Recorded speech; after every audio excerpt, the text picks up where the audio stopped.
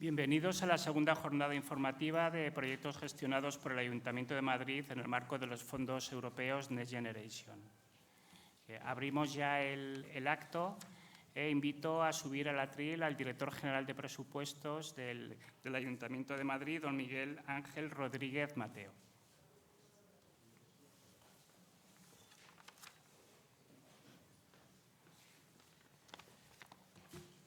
Sí, hola, buenos días a todos, representantes de la Administración General del Estado, de la Comunidad de Madrid, de FENERCOM, del Ayuntamiento de Madrid, de don Carlos, director de la Oficina Municipal contra el Fraude y la Corrupción, resto de directivos del Ayuntamiento, compañeros del Ayuntamiento y de otras administraciones que os habéis acercado aquí. Muchas gracias y bienvenidos a este acto de difusión de las actuaciones del Ayuntamiento de Madrid desarrolladas con financiación de fondos Next Generation. Estoy aquí excusando la asistencia y participación de Engracia Hidalgo, la delegada del Área de Economía, Innovación y Hacienda, así como de Cristina Montalbá, la directora de Igualdad y Políticas Sociales de la Federación Española de Municipios y Provincias, que excusan su asistencia en solidaridad con los familiares de las víctimas del derrumbe del edificio de la calle Hileras.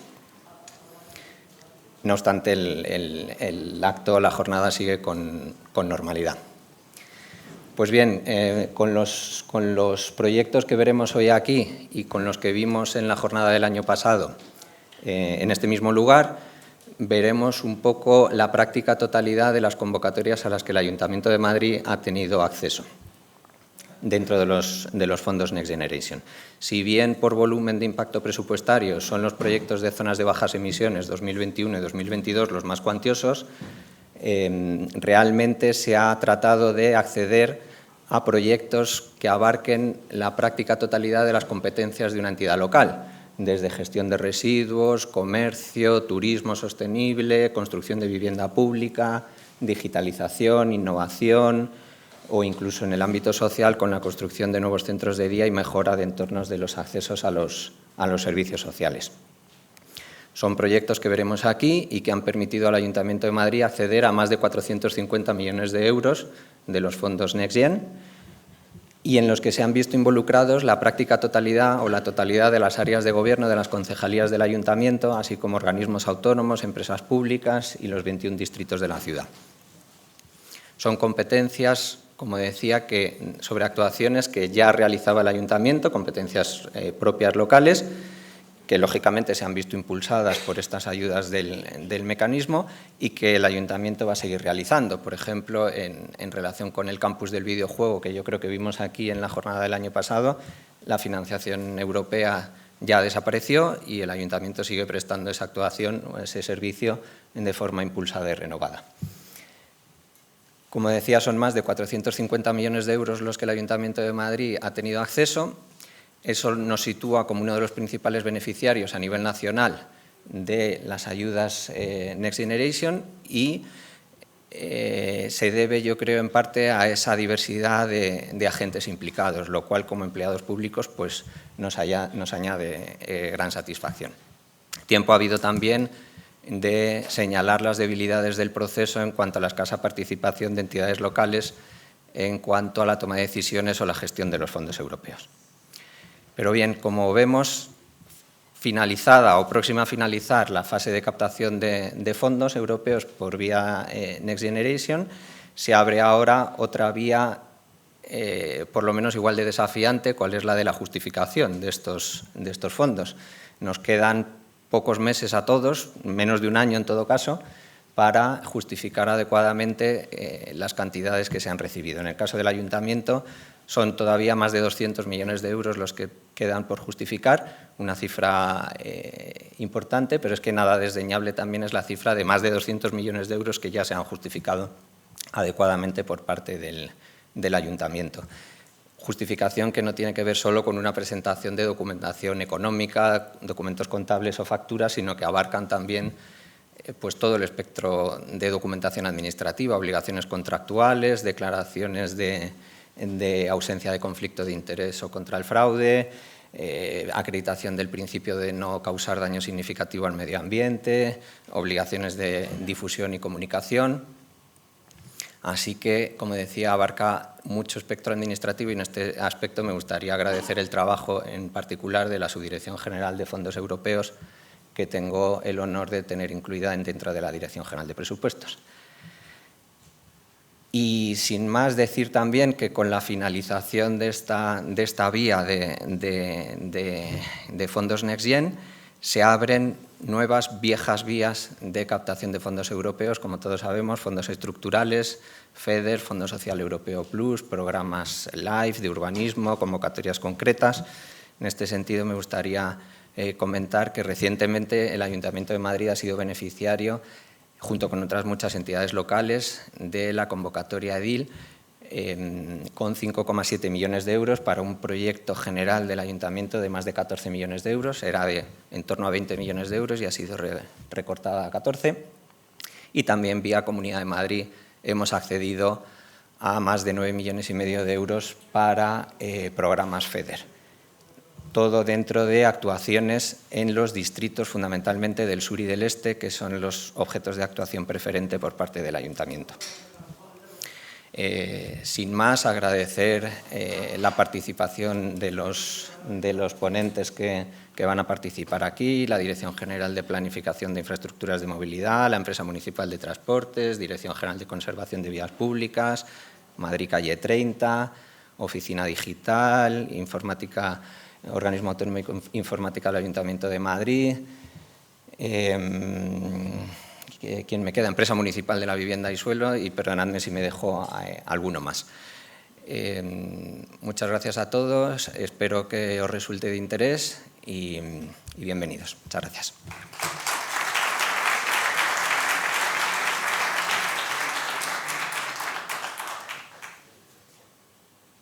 Muchas gracias, Miguel Ángel. Pues comenzamos con las exposiciones y para empezar invito a subir a la mesa a don Carlos Granado Pérez, director general de la Oficina Municipal contra el Fraude y la Corrupción del Ayuntamiento de Madrid.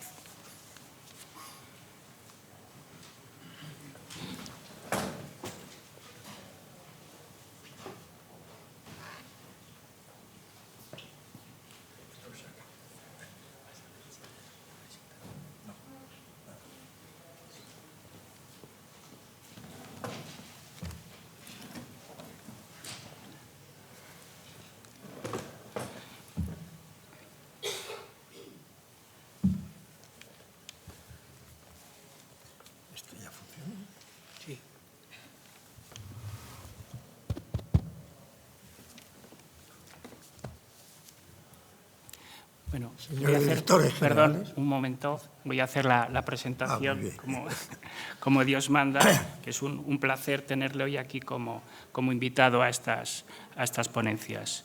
Bueno, don Carlos Granados es un jurista con una trayectoria profesional amplísima. Ha sido fiscal general del Estado, magistrado del Tribunal Supremo, presidente de la Junta Electoral Central, entre otros puestos pues, que ha ocupado dentro de su ya larga trayectoria profesional.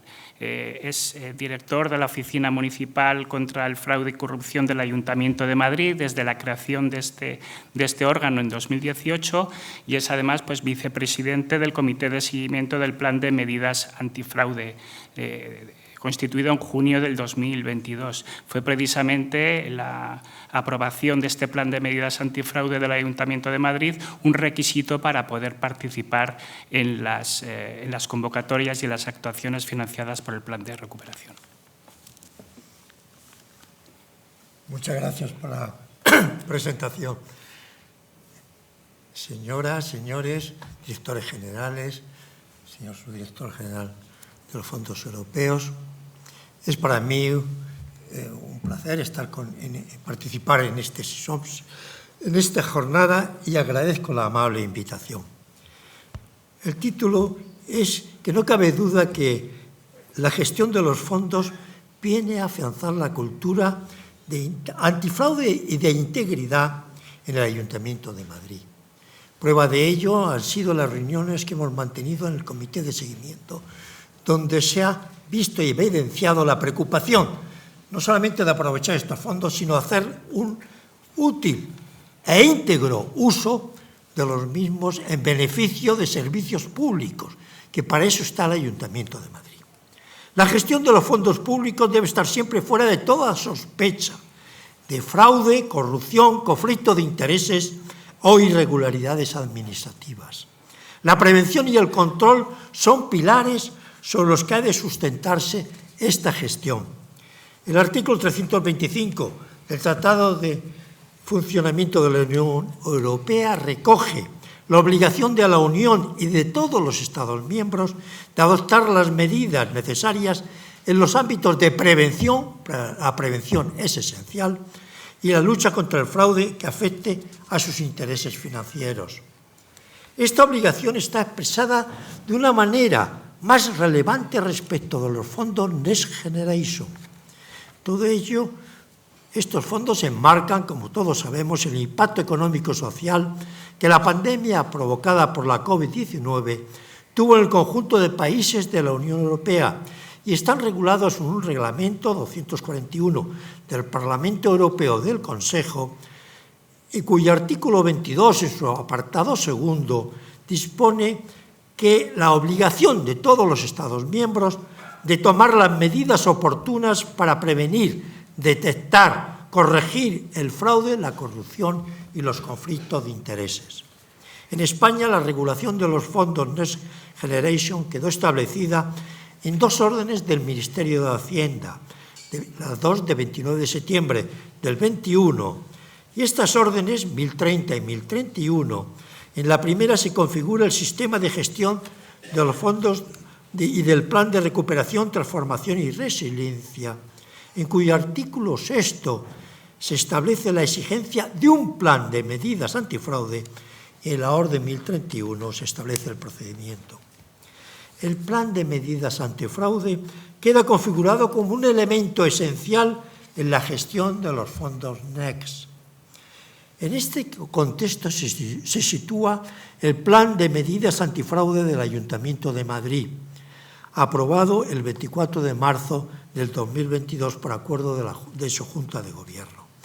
Por decreto del alcalde de 27 de marzo del 22 se creó el Comité de Seguimiento del Plan de Medidas Antifraude, regulándose su composición y funcionamiento. He tenido el gusto de participar como vicepresidente de este comité y soy testigo de la magnífica labor que se viene realizando por todos los que forman parte del mismo.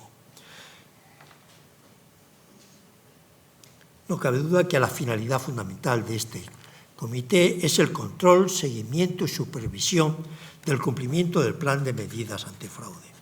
La prevención es uno de los aspectos más destacados en la lucha contra el fraude y la corrupción. Esta prevención, auspiciada por la Unión Europea, queda compuesta de distintos factores que van desde una adecuada formación, de lo cual también se ha preocupado el comité, el autoconocimiento de las debilidades en la gestión, la identificación de las banderas rojas, hasta la implementación de medios para conocer los posibles riesgos.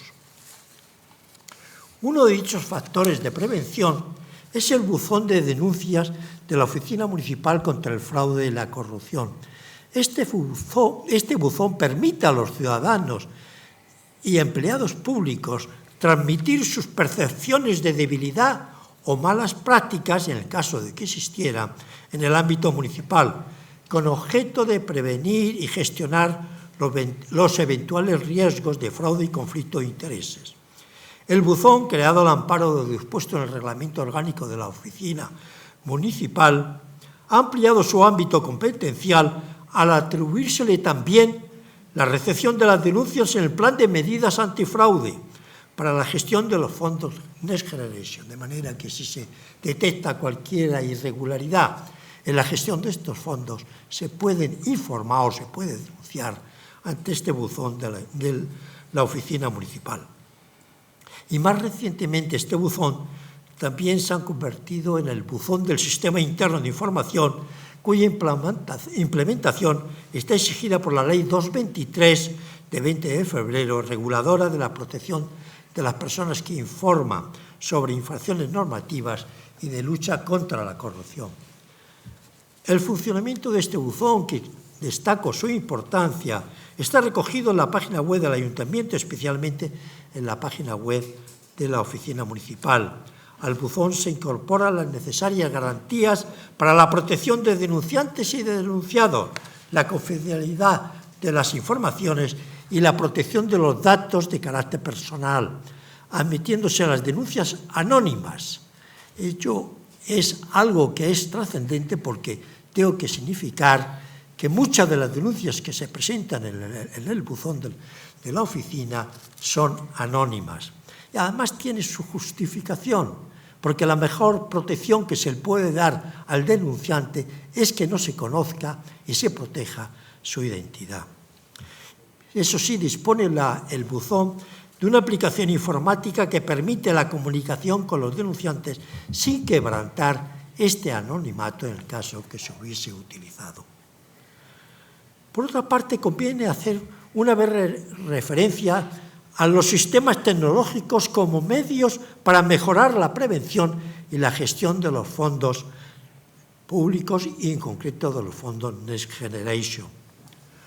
Fue aprobada una orden, la Orden 55 de 24 de enero del 23 del Ministerio de Hacienda, y en esa orden se regula el contenido mínimo de la declaración de ausencia de conflictos de interés, las DACI que son necesarias para todos aquellos que intervienen en la decisión de los procedimientos de contratación o de concesión de ayudas, así como un procedimiento de análisis antes del riesgo denominada Minerva.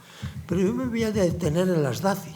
La DACI debe de extenderse no solamente para aquellos que intervienen en la gestión de los fondos Next Generation, sino cualquier actuación que tenga que ver con fondos del ayuntamiento, sean tanto de procedencia europea como sean simplemente a nivel del propio ayuntamiento.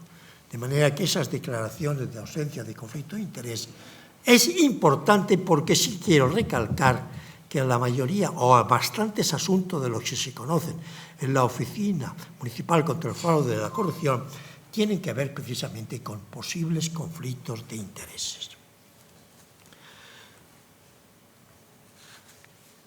Minerva, a la cual también he hecho referencia, es una herramienta informática de data mining para el análisis de riesgos de conflicto de interés que la Agencia Estatal de Administración Tributaria pone a disposición de todas las entidades decisorias, entidades ejecutoras, entidades instrumentales que participan en el Plan de Recuperación, Transformación y Resiliencia de los órganos de control. Y también se proporciona a los órganos de control. Los usuarios de la herramienta habrán de estar previamente autorizadas en la aplicación COFI del Mecanismo de Recuperación y Resiliencia. Las bases de datos y las herramientas informáticas son muy importantes y esenciales para la prevención y detección del fraude. El Ayuntamiento de Madrid firmó un convenio en noviembre del 22 con el Consejo General del Notariado que le permite acceder a través de la Oficina Municipal contra el Fraude y la Corrupción y a través de la Agencia Tributaria a las bases de datos de titularidades reales y de personas con responsabilidad pública de la que dispone el Consejo General del Notariado. Para todos los que estamos en el Ayuntamiento de Madrid, es muy importante saber realmente con quién estamos contratando, con quién estamos adjudicando contratos, a quiénes estamos otorgando subvenciones. Hay muchas denuncias donde nos encontramos con que dicen, no, ya no se puede seguir esta denuncia porque el titular ha cambiado, ya no es el mismo titular de esta empresa o de este establecimiento. De ahí la importancia de que sepamos quién está detrás, porque muchas veces cambia el nombre, pero no cambia que la persona que es titular de estas empresas o de estos establecimientos. De ahí el que contemos con esta herramienta para saber quién realmente está detrás de estas empresas o organizaciones es de una gran utilidad. Alcanzamos varias conclusiones en relación con esta jornada.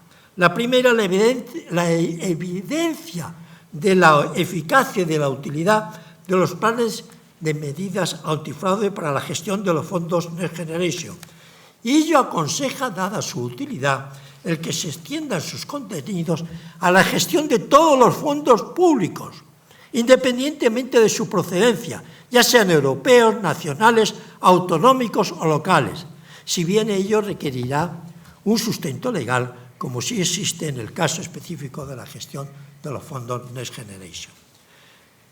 Como segunda conclusión, es importante que los planes no se configuren como meros actos de trámite, sino como necesarios elementos para una mayor eficacia contra el fraude, con un adecuado seguimiento de su cumplimiento. En tercer lugar, el establecimiento de buzones, como he hecho referencia, de denuncia y su extensión a los planes de medidas antifraude permite aumentar la confianza de la ciudadanía en las administraciones públicas. En cuarto lugar, el Ayuntamiento de Madrid ha elaborado un plan de medidas antifraude con todos los elementos y contenidos legalmente exigidos y ha creado un adecuado comité para su seguimiento y control. Igualmente, el Ayuntamiento de Madrid ha sido referente en el cumplimiento de las obligaciones impuestas por la Ley 223 de 20 de febrero, con la creación dentro del plazo legal de un sistema interno de información con su buzón correspondiente y el debido procedimiento, habiendo atribuido a la Junta de Gobierno de Madrid su responsabilidad a la Oficina Municipal contra el Fraude y la Corrupción. Quiero reconocer la voluntad de todos los grupos políticos del Ayuntamiento de Madrid de potenciar la integridad y su cultura, y un buen ejemplo de ello es la creación de la Oficina Municipal contra el Fraude y la Corrupción, con respeto absoluto a su independencia, lo cual constituye un buen objetivo político en cuanto evidencia esa voluntad de potenciar la integridad en todas las manifestaciones y en todas las actuaciones del Ayuntamiento de Madrid. Sería de desear que todos los ayuntamientos importantes de España dispusieran de una oficina municipal contra el fraude y la corrupción, siguiendo el ejemplo del Ayuntamiento de Madrid. Las razones, pues, no es necesario exponerlas. Se pueden conocer de que no se hayan creado más oficinas. Es cierto que el Ayuntamiento de Barcelona dispone de algo parecido a la que tiene el Ayuntamiento de Madrid, pero hay algo que tiene la oficina del Ayuntamiento de Madrid que no tiene las demás. Y sí la tienen algunas agencias antifraude de comunidades autónomas, que es su independencia. De manera que es algo que la directora de la oficina de Barcelona me dice: Carlos, no es lo mismo depender de un órgano del Ayuntamiento de Barcelona que trabajar sin ninguna dependencia, dando cuenta, como ocurre en el Ayuntamiento de Madrid, ante el Pleno del Ayuntamiento, rendición de cuentas de lo que hace la oficina en la que participan todos los grupos políticos. Y termino con un reconocimiento merecido por la excepcional labor que viene realizando la Subdirección General de Fondos Europeos del Ayuntamiento de Madrid, subdirección que dirige don Alberto Alonso Sagredo, con pleno éxito y con la mayor eficacia en la gestión de los fondos europeos. Muchas gracias por su atención.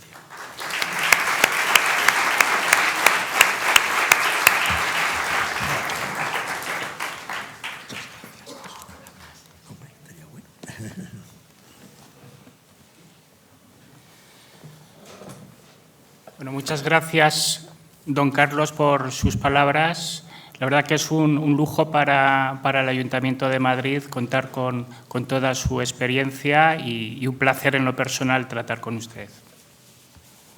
Bueno, seguimos la dinámica del acto con la siguiente exposición, que corresponde al área de Gobierno de Urbanismo, Medio Ambiente y Movilidad. Se trata de la convocatoria de Zona de Bajas Emisiones 2022 e invito a que suban a la tribuna doña Gemma Ramos Sanz, adjunta al Departamento de Unidad de Proyectos, SAR Valdebebas Hospital Ramón y Cajal, y don José Javier Fontanilla, jefe de Departamento de Obras para el proyecto de entornos educativos y universitarios, incentivos a la accesibilidad peatonal y la movilidad ciclista.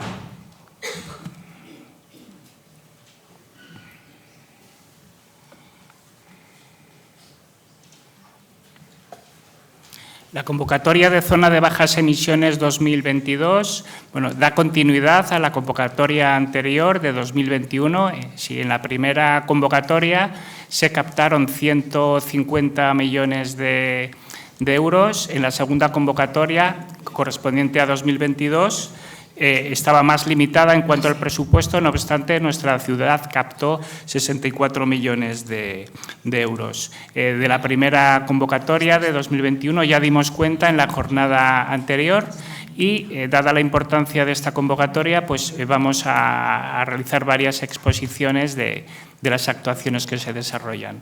En la de 2021 eran 16 las actuaciones que fueron financiadas.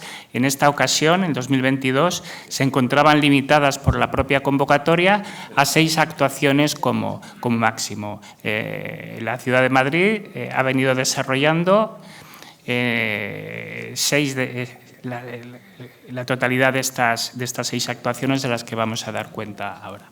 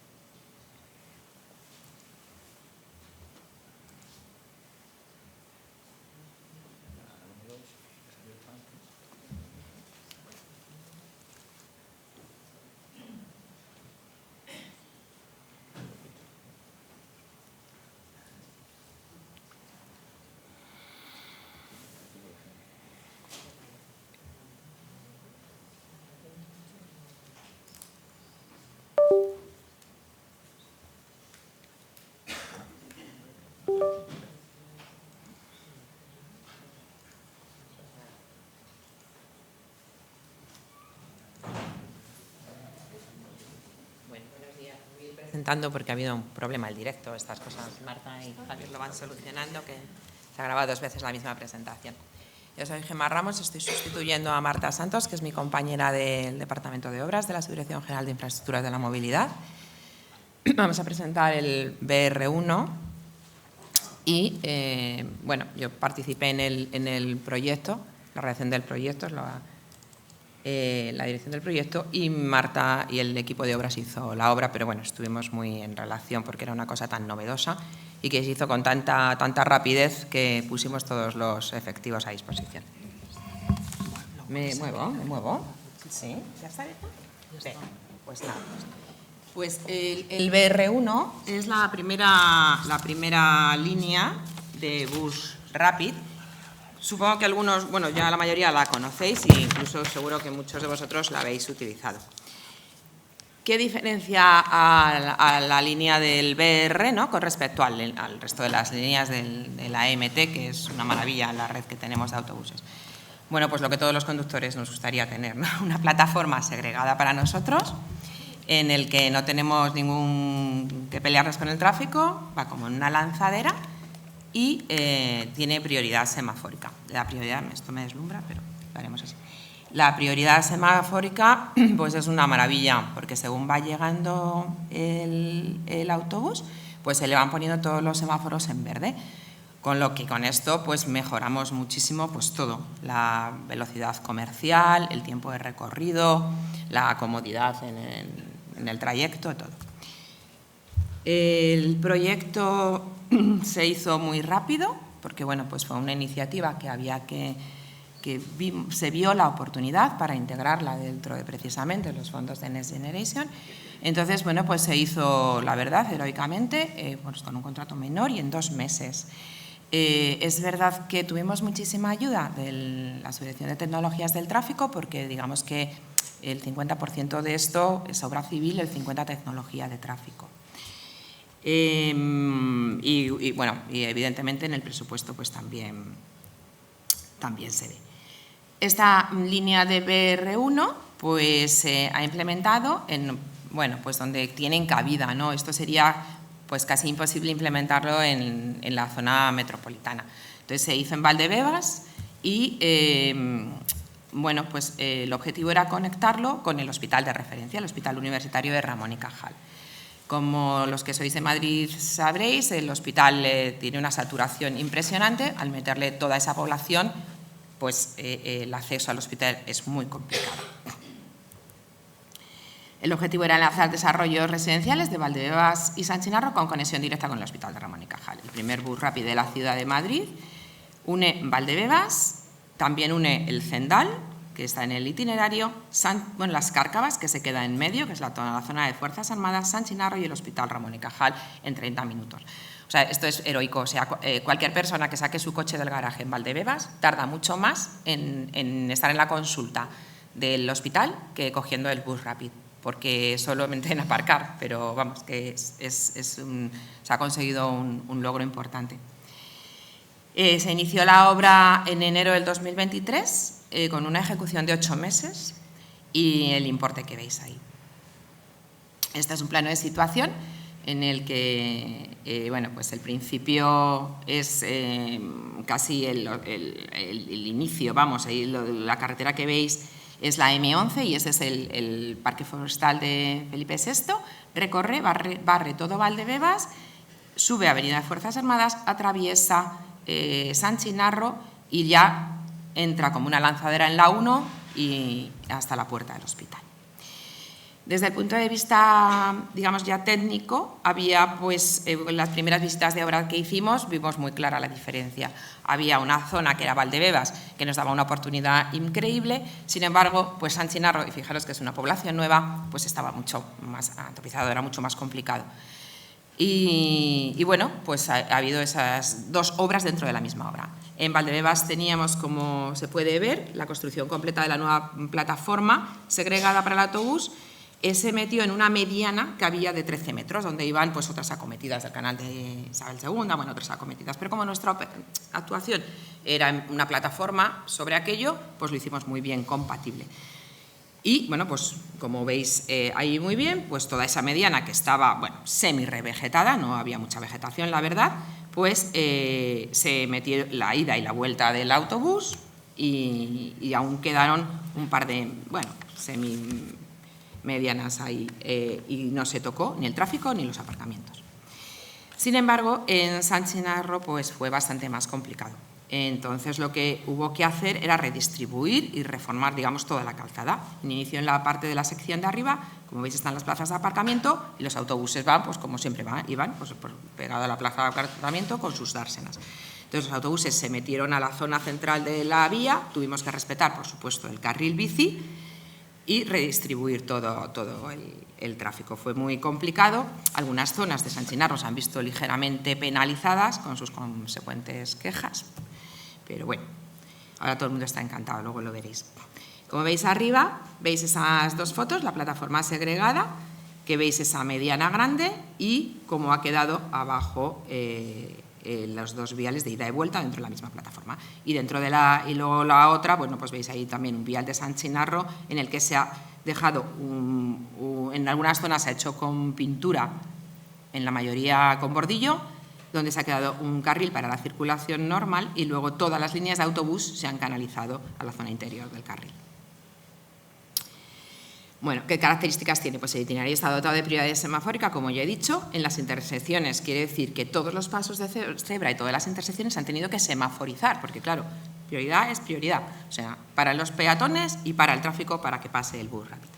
Se ha actuado sobre 68 cruces y 390 detectores, que son los encargados de avisar de que llega el bus rápido, ¿no?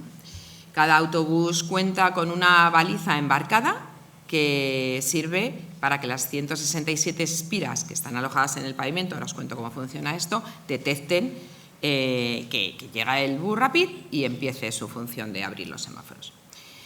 Eso ha generado 40 nuevos cruces semaforizados, todos los pasos de peatones. Algunos pasos de peatones se han tenido que hacer lo que se llama el avance del paso de peatones para reducir el tiempo de paso, se han tenido que meter un poquito en la calzada para que sea más rápido, porque ahora las esperas son mayores. Y bueno, pues también como parte positiva es que se ha calmado el tráfico, ¿no? y redunda también en una seguridad vial, todo va más despacito, los coches y todo, pues porque claro, en algunas zonas donde el autobús se ha tenido que meter por el lado interior, para poner la dársena, porque todavía no tenemos autobuses que podamos cambiarle las puertas, que será el siguiente paso, pues ha tenido que hacer una especie de achicanes, que nosotros le decimos en obra, para poner las plataformas, o sea, las dársenas de autobús en el interior de la vía. Hay 19 paradas intermedias por cada sentido y 2 cabeceras, una en Valdebebas y otra en Ramón y Cajal. En Ramón y Cajal hay actualmente 2 paradas.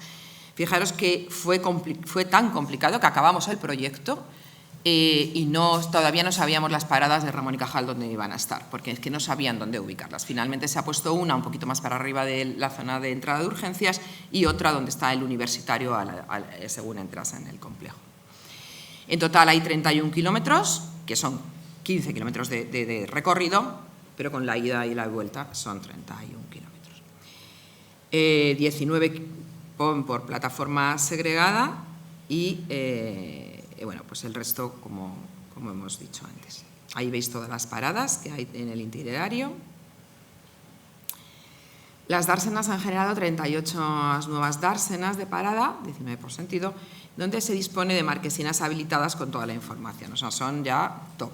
Tienen todo digitalizado, tienen dispensadores, canceladores. Una cosa importante que se ha hecho es que para que el señor que conduce el autobús, el conductor, no pierda tiempo, no se puede comprar autobús ahí. Se han puesto unos tótems, que ahora hay alguna foto por ahí, unos tótems, ahora os enseñaré. Y entonces, si tú no tienes tu tarjeta de transporte o tienes tu visa para pagar, la mayoría se pueden pagar con la tarjeta de crédito, en el tótem tienes que sacar el billete para el bus rápido solamente. Los autobuses se han diseñado, también fue un éxito porque se diseñaron ad hoc para esta vía y un poco, bueno, pues se distinguen porque tienen una forma aerodinámica, son como, pues se quiso simular el tranvía. No tienen espejos retrovisores para no incidir al ir por el interior, para que no haya conflicto va todo con cámaras, para que no haya conflicto con el tráfico de al lado. Tienen capacidad para 100 pasajeros y son 100% eléctricos. Estos son los tótems que os indicaba para sacar el billete con comunicación 4G. Bueno, la semaforización. La verdad es que la ingeniería de tráfico ha sido 1/3 del presupuesto del proyecto y un 50% del trabajo y un 200% de quebradero de cabeza, porque ha sido una cosa innovadora, ad hoc, que casi se ha ido haciendo a la vez que se iba haciendo la obra civil. La ingeniería la ha diseñado CAPS y imaginaros pues semaforizar y poner todo esto coordinando el resto del tráfico también y los cruces y los peatones y todo lo que sigue viviendo en la ciudad, ¿no? La arquitectura es muy complicada, pero lo he intentado simplificar aquí un poco, a ver si os lo puedo contar. Bueno, el Ecotraffic es una plataforma que ha diseñado también CAPS, donde todo pues está todo completamente controlado, todo se puede hacer a distancia, o sea, es como un centro de control de un túnel o de cualquier otra cosa, ¿no? Está todo digitalizado y controlado. Bueno, pues en las espiras está el detector de aproximación, que le decimos el DA, que está diseñado, es una espira, es un cablecito enterrado en el carril. Entonces, a una distancia, por supuesto, estudiada y determinada, y entonces el autobús pasa por esa espira, lleva un emisor embarcado dentro, donde esa espira le da una señal a ese emisor y ese emisor le lanza una señal al regulador que está a la altura del semáforo. Entonces, este le avisa ya de que se tiene que abrir. Luego este está un poquito más lejos, luego hay un detector de parada que está ubicado unos 15 metros aguas arriba del cruce, ¿no? Sirve como un backup del detector de aproximación. Bueno, si no te has enterado, te lo repito. Se pone verde, esto es muy importante porque si no la accidentalidad sería interesante. Pasa el bus y luego hay otro detector, pasado el semáforo, de cancelación 13 metros después, en el que ya cierra y abre el tráfico en los cruces al resto de peatones o vehículos. Bueno, aquí veis, es una foto, veis que se ha mantenido el carril bici, se ha intentado hacer con la urbanización existente pues lo mejor para integrarlo. Y ahí, como veis, es una foto donde esto es San Chinarro, va por el centro, ida y vuelta, su carril bici, sus plazas de aparcamiento se han respetado, era fundamental, y los carriles de circulación. Y sin embargo, bueno, pues en Valdebebas pues tenemos el doble sentido en esa plataforma que os decía de 13 metros con su ida y vuelta, ¿no? Bueno, pues como os decía, muchas quejas, porque claro, tú imagínate, en Ana de Austria, por ejemplo, una calle en la que metes el bus, le quitas un carril al de Amazon, ¿no? Porque además ahora para el de Amazon y corta la calle, porque claro, el otro es segregado del bus. Pues hubo muchas quejas. Luego, al dar prioridad semafórica, pues claro, todos los que están en una glorieta donde acometen distintas vías, pues tienen que esperar más. Porque además, con todas estas distancias y todos estos tiempos de seguridad, pues claro, hay más tráfico de acumulación. Pero bueno, hicimos unas encuestas de satisfacción y se midió el Net Promoter Score, que es un poco lo que es un dato que la gente que sabe de estadística, si te da alto es que el producto se vende bien. Ahora os doy más detalles, ¿no? Y salió un 80,5. Al final, la gente, el barrio se ha habituado, ha buscado itinerarios alternativos y el servicio ha quedado por encima de las inconvenientes que nos ha ofrecido la línea. Y bueno, pues la verdad es que estamos contentos. Se hicieron unas encuestas con tipos de perfil del viajero, fueron encuestas presenciales con su tablet y había todo tipo, usuarios, no usuarios, viajeros que iban al hospital, viajeros que lo utilizaban. Bueno, hemos tenido, al hacer estos estudios, pues nos hemos dado cuenta que además sirve de lanzadera entre barrios. Valdebebas ha sido un barrio de nueva creación donde los servicios aún todavía estaban en San Chinarro, desde el centro de salud hasta los colegios. Entonces, la familia que se ha cambiado de vivir a Valdebebas, pues sigue el niño yendo al colegio a San Chinarro. Entonces, en hora escolar, no os podéis imaginar, o sea, el bus rápido está tremendamente lleno. ¿Y qué es lo que más le gusta a la gente? Bueno, pues que se ahorra tiempo y, bueno, el porcentaje de personas que ahora usan el bus Rapid, antes iban en otros autobuses y hacían combinación de metro, autobús, metro ligero, ¿no? ¿Qué es lo mejor? Casi que ni veo. Lo mejor, casi lo voy a ver ahí. Tampoco se ve mucho. Bueno. La rapidez, efectivamente. Lo que todo el mundo denota es la comodidad, la rapidez y lo que dicen es que tenemos que incrementar la frecuencia del servicio. Es lo que un poco se demanda, ¿no? Pero tenemos los autobuses que hay y no hay más. Bueno, en general quería deciros que para nosotros también ha sido una satisfacción. Repetiremos las encuestas. Esta se hizo al año y pico. Repetiremos las encuestas y de momento vemos que tiene una aceptación, aún con todas las inconvenientes que se han tenido. Y bueno, pues esto es el bus Rapid. Espero que os haya quedado una idea.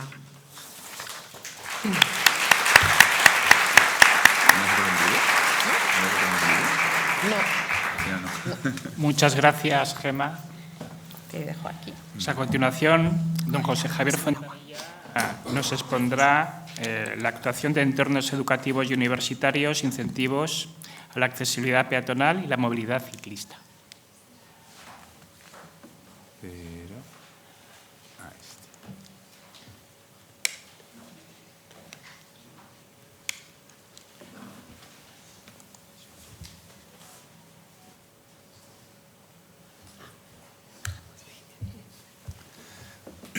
Bueno, yo voy a exponer de pie porque la verdad que sentado me siento un poco encorsetado.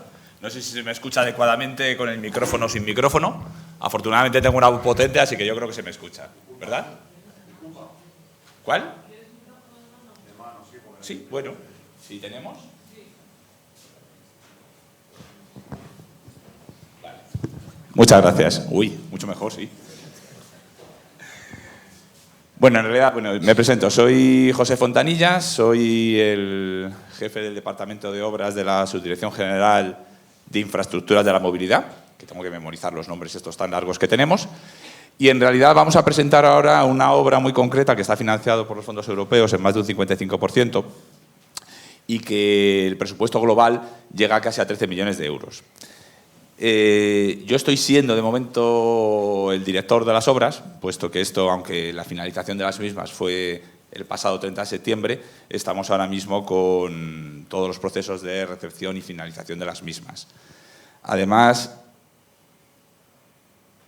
este proyecto de obra civil y de reurbanización tiene muchas partes que al final, en mi caso, como elemento de construcción, me cuesta mirar hacia arriba y ver desde una perspectiva superior lo que es el proyecto. Este proyecto ha sido empujado a través de la Subdirección General de Cambio Climático, con Irene García y Juan Azcárate. Entonces viene impulsado a través de ellos y toma un montón de parámetros que cuando estás metido colocando bordillo no eres capaz de ver más allá. No obstante, voy a intentar subir hasta arriba para poder empezar a hablar de todo lo que este elemento, que es un proyecto de reurbanización de más de 5 kilómetros de calle, 2,5 kilómetros de carril bici, donde hay 25.000... Bueno, vamos a ir parte por parte de todas maneras. Esto es la introducción y el contexto. Como veis, es una obra muy amplia. Si os orientáis, esta es la M40, aquello es Puente de Vallecas, y esto es tendiente hacia Villa de Vallecas. Aquí principalmente había una herida generada por una infraestructura muy grande, que es la M40, que dividía los dos barrios. Entonces, para cruzar de un sitio a otro era muy complicado y los peatones tenían que esperar varios semáforos en la entrada y la salida de la M40. Entonces, había una alta demanda de la colocación de una pasarela o de un elemento que facilite el tránsito peatonal y ciclista. Entonces, el punto fundamental de este proyecto es una pasarela que se ha colocado sobre la M40, pero eso es un porcentaje relativamente pequeño respecto de todo lo que se ha ejecutado, porque, como estáis viendo por aquí, se ha reurbanizado la avenida de la Albufera, parte de la carretera de Vicálvaro-Vallecas, la calle Arboleda, y se ha hecho un convenio con la Universidad Politécnica de Madrid también para poder ejecutar una reurbanización en el entorno del campus universitario de Campus Sur. Entonces, claro, todo esto conlleva la ejecución de 2,5 kilómetros de carril bici, que da conexión al anillo verde que va todo paralelo a la M40. Entonces vamos a poder conectar con carril bici y un tránsito peatonal con acera toda la zona de interior de la M40 con esta zona que además está ahora mismo en crecimiento, puesto que hay unos planes urbanísticos ahí en esta parcela que veis de Tubos Borondo, donde se van a construir más de 1000 viviendas, y aparte también con el desarrollo que está un poco más aquí a la derecha, que no se ve, del Hospital Infanta Sofía. Leonor, que diga.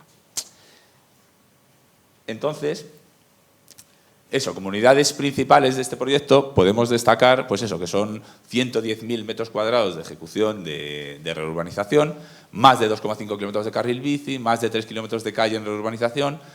Luego también, como esto viene de la mano de cambio climático, pues también se ha intentado evitar o reducir lo que es el fenómeno que luego voy a explicar de la isla de calor en las ciudades, ejecutando la colocación de más de 500 árboles y de más de 25.000 arbustos, que bajen la temperatura de la urbanización en toda esta zona, que además estaba bastante degradada porque antiguamente, a pesar de que aún sigue habiendo industria, era un polígono industrial bastante grande con poca vivienda. Y esto se está cambiando con la regeneración urbana, de tal manera que se va a convertir en una zona mucho más agradable, donde se va a edificar y donde van a vivir muchas más personas. Entonces es una regeneración, un cambio.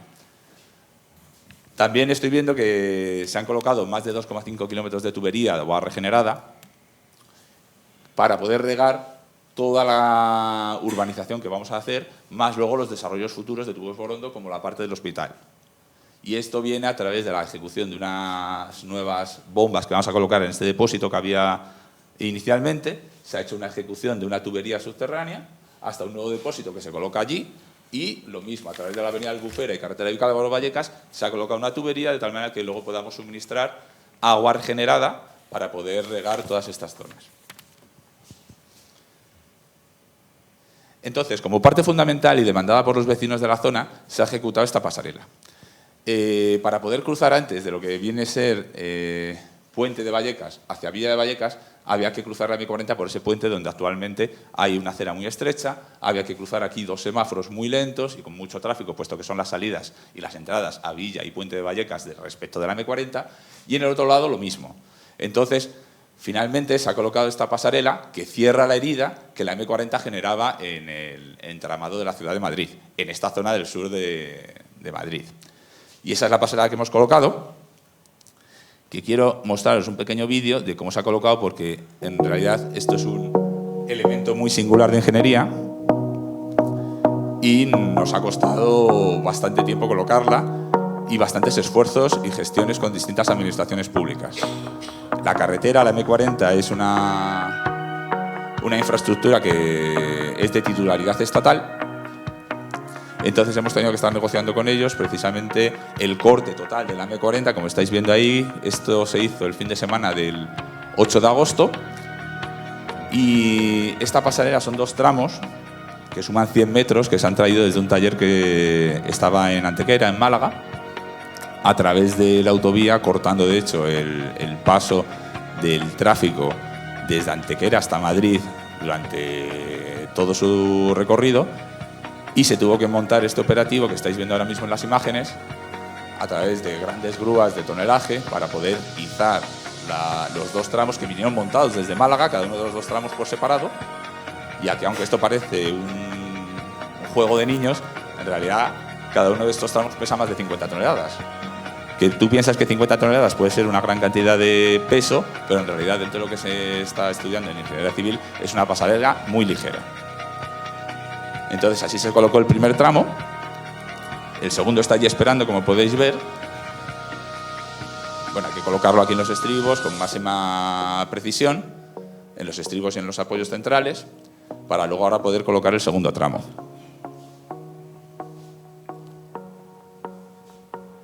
Ahí vemos cómo se coloca, cómo se ubica justo debajo de la grúa y cómo se levanta. Esto fue la noche del viernes al sábado del 8 al 9 de agosto. Ahí ya vemos que nos está amaneciendo. Cortamos la carretera a las 11 de la noche del viernes y estas serían las 6 de la mañana del sábado. Estas imágenes están tomadas todas con un vuelo dron para ver precisamente la ejecución y que, bueno, que hay que poner en relevancia la importancia de estas operaciones de ingeniería civil. Finalmente los 2 tramos se colocan a la par y se ajustan con uniones atornilladas. Aquí ya vemos la pasarela colocada.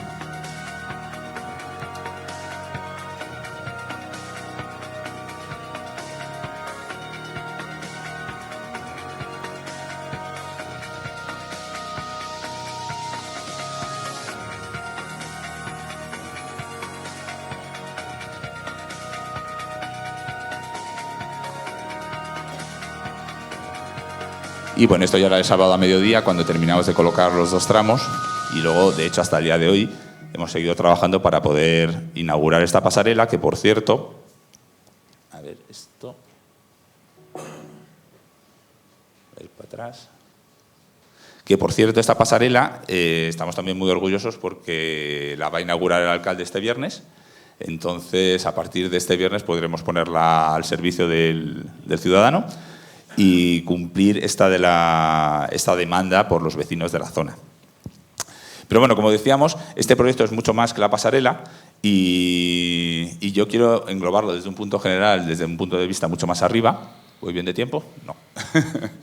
De tal manera que hemos tenido en la ejecución y en el desarrollo del proyecto un montón de elementos clave, como pueden ser la accesibilidad, piedra filosofal sobre la que rodan bastantes proyectos de reurbanización del ayuntamiento, teniendo en cuenta pues eso, lo que es la adecuación de todos los pasos de peatones, con los botones, con las acanaladas, todo según las regulaciones vigentes de accesibilidad, como puede ser la TMA 851 o el Manual de Accesibilidad del Ayuntamiento.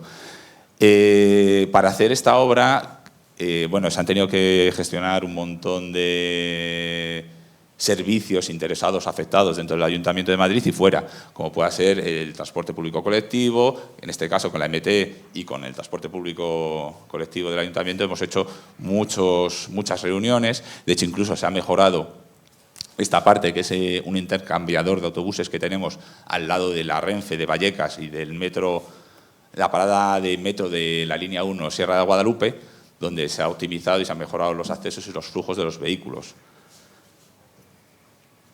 También, hablando de la mejora de la movilidad ciclista, como comentaba antes, aquí estáis viendo una imagen de lo que es todo el anillo verde ciclista de la ciudad de Madrid, donde nosotros hemos hecho un pinchazo al mismo para poder, bueno, aquí no se ve muy bien, pero para poder comunicar lo que va a ser Villa de Vallecas con el entorno de la M40 y todo el círculo, de tal manera que mejoremos la movilidad ciclista, porque la idea es que finalmente la bicicleta se utilice como medio de transporte, no solo como de ocio, sino precisamente para poder ir a trabajar o estudiar, porque además en esta zona hay una universidad donde hay un montón de estudiantes que utilizan las bicicletas para ir a estudiar. De hecho, hemos colocado dos estaciones de Bicimad que se complementan con el resto de estaciones de Bicimad que están colocadas por la zona. ¿Vale? Aquí vemos algunos ejemplos más de cómo ha quedado lo que son el carril bici. Por este lado, aquí está segregado de las calzadas y aquí está al mismo nivel que la calzada, pero separado por una serie de elementos separadores que se llaman cucarachas y bueno, un par de imágenes de cómo se ve la seguridad vial de las bicicletas. Os quería comentar precisamente en relación con la reducción de la isla de calor, que bueno, que todos sabemos que por la cantidad de hormigón, asfalto y elementos duros, las ciudades se sobrecalientan y que, ayudados por la vegetación o las zonas más rurales, las temperaturas bajan para la misma cantidad de calor que podemos tener en cualquier momento. Entonces, con la ayuda de la Subdirección General de Cambio Climático, hay una serie de mapas donde se ve clarísimamente donde lo rojo es temperaturas elevadas y lo amarillento es algo con la temperatura más baja. Entonces, esta se ve claramente que es la zona del Retiro, donde estamos actualmente, ahora mismo, que se ve claramente cómo baja la temperatura respecto de las zonas más consolidadas y con más urbanización.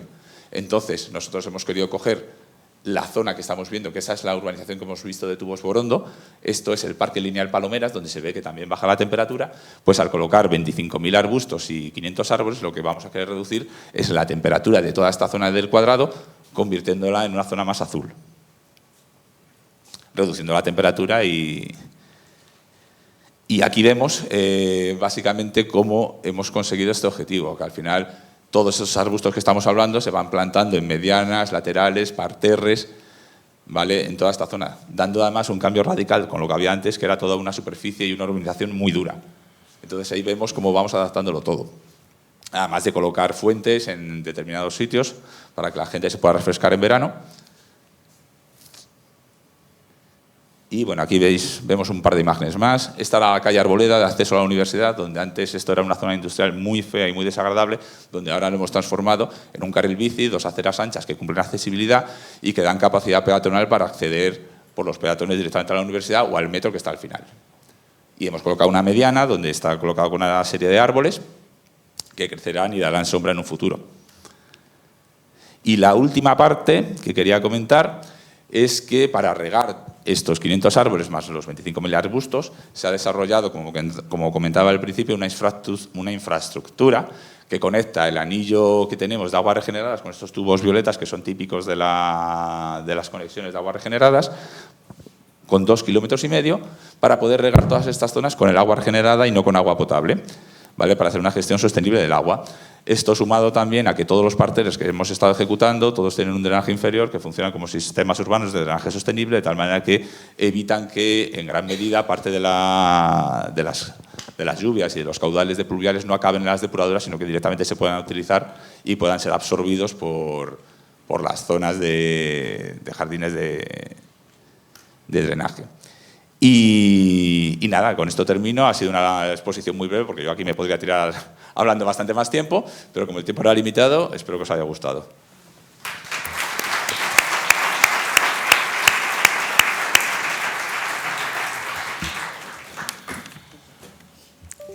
Muchas gracias, Gemma y José Javier, por la claridad de vuestras exposiciones.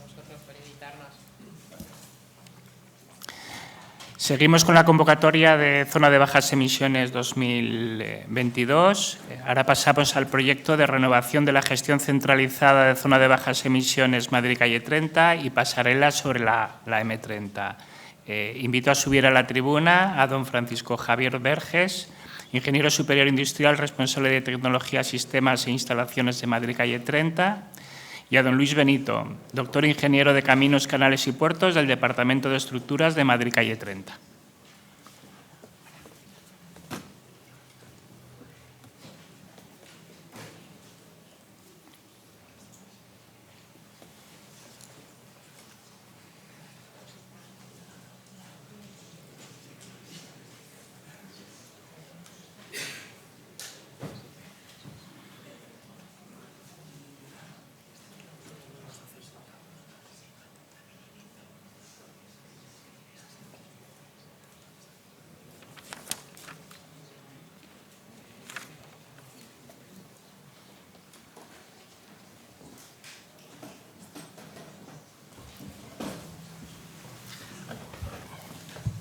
Hola, buenos días. Bueno, como ha dicho el moderador, soy Javier. Voy a hablaros de uno de los proyectos que ha sido financiado con fondos europeos, que se trata del Centro de Control de Madrid Calle 30. Madrid Calle 30 ha optado a 5 proyectos con financiación comunitaria. 4 de ellos son relacionados con estructuras y puentes y pasarelas, que hablará luego mi compañero Luis.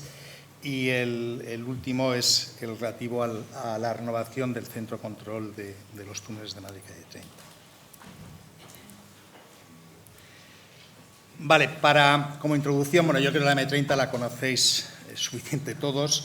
Es el anillo principal de la ciudad de Madrid, y también sabéis que los túneles, pues es la parte sur que se soterraron, se finalizaron en 2007, y el centro de control es, digamos, la herramienta, el alma de los túneles desde donde se gestionan, se monitorizan y se manejan. Algunos datos de la M30 que, bueno, a lo mejor no son tan conocidos es la cantidad de usuarios que tenemos. Estamos hablando en torno a 375 millones de vehículos al año, aproximadamente 1,2 millones de vehículos todos los días.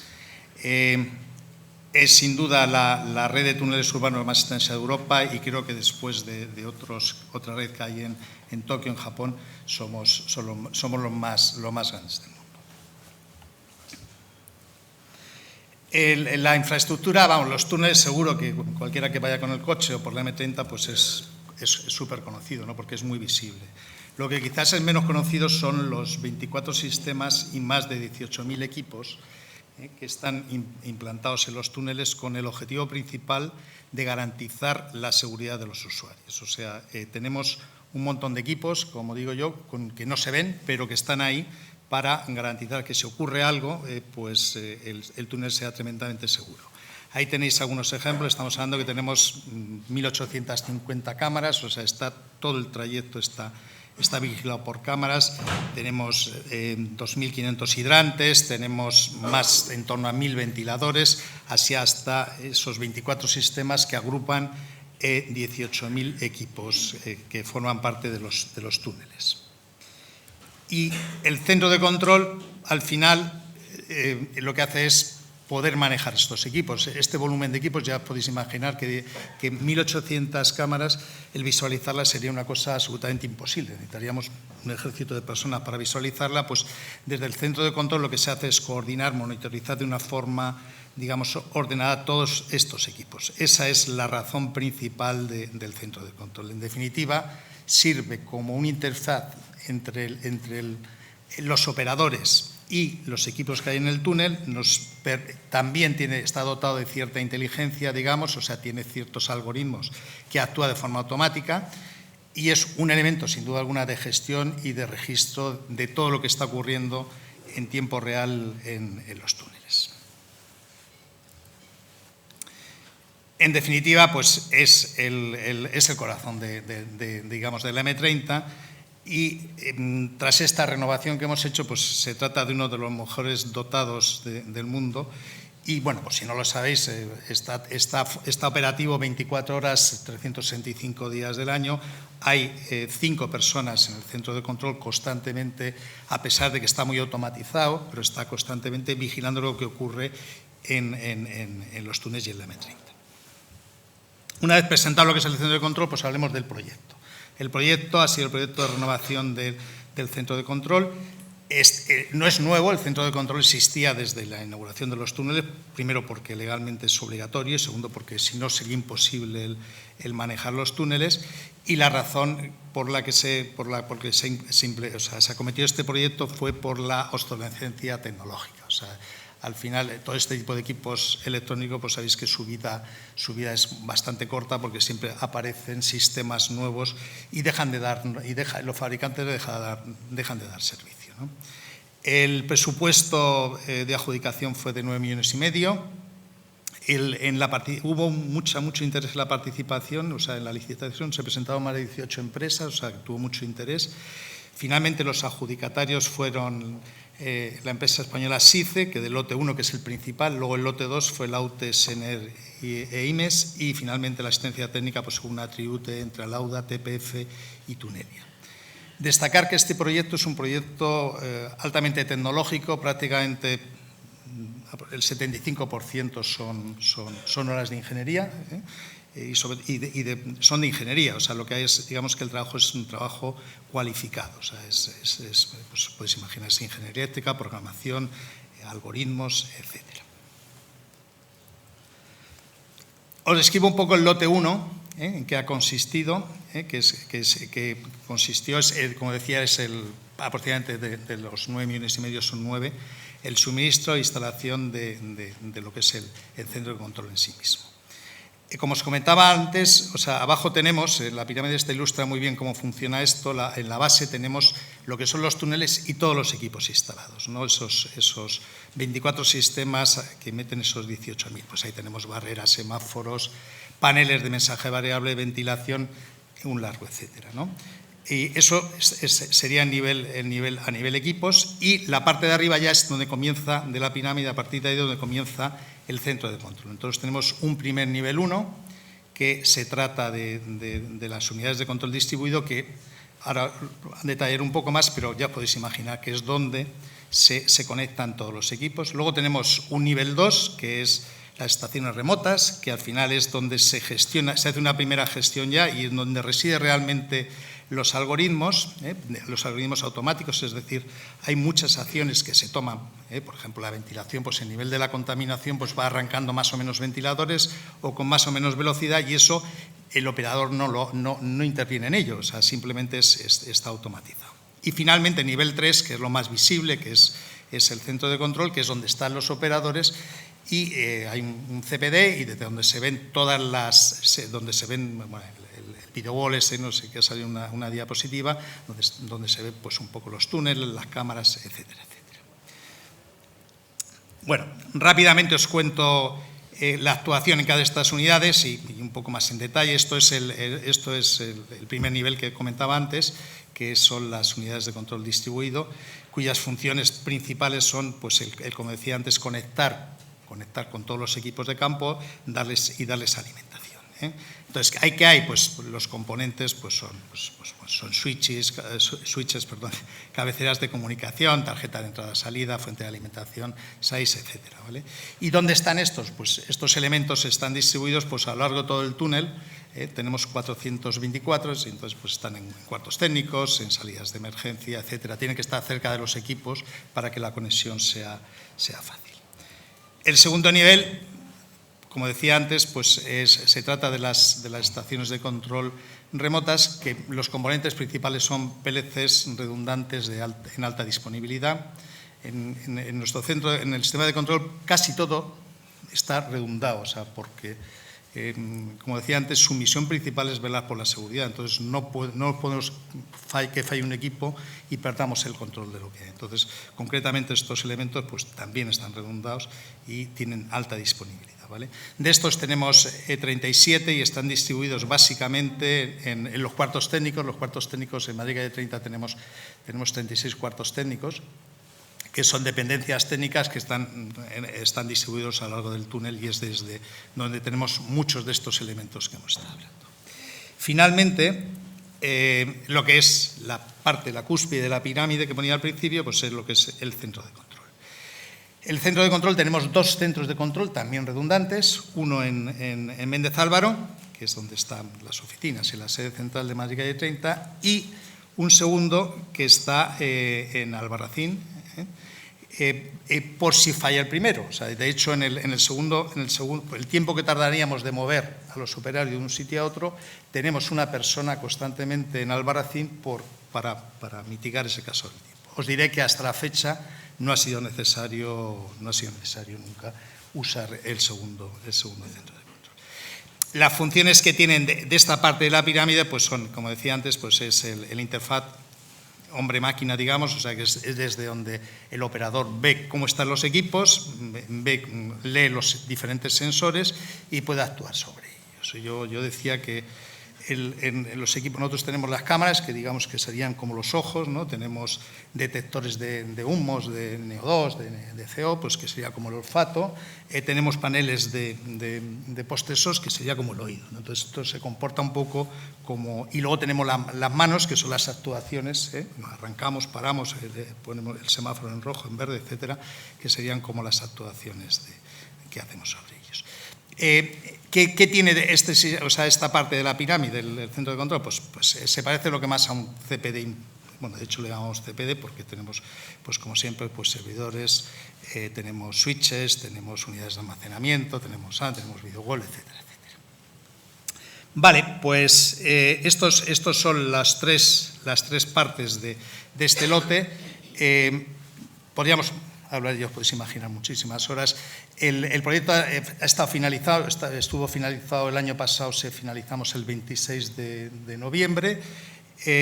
No lo contaba antes, fue un proyecto a 3 años, o sea, el tiempo de implantación fue de 3 años, y uno de los grandes hitos que teníamos en ese proyecto, aunque parezca mentira, era que hiciéramos una transición suave, o sea, que no hubiese afección a los usuarios, y se consiguió. O sea, seguro que como usuarios de la M30 no habéis sido conscientes que hayamos cortado los túneles, porque si en el centro de control, no sé si lo he dicho, el túnel se corta inmediatamente, o sea, no, por razones de seguridad es un elemento fundamental.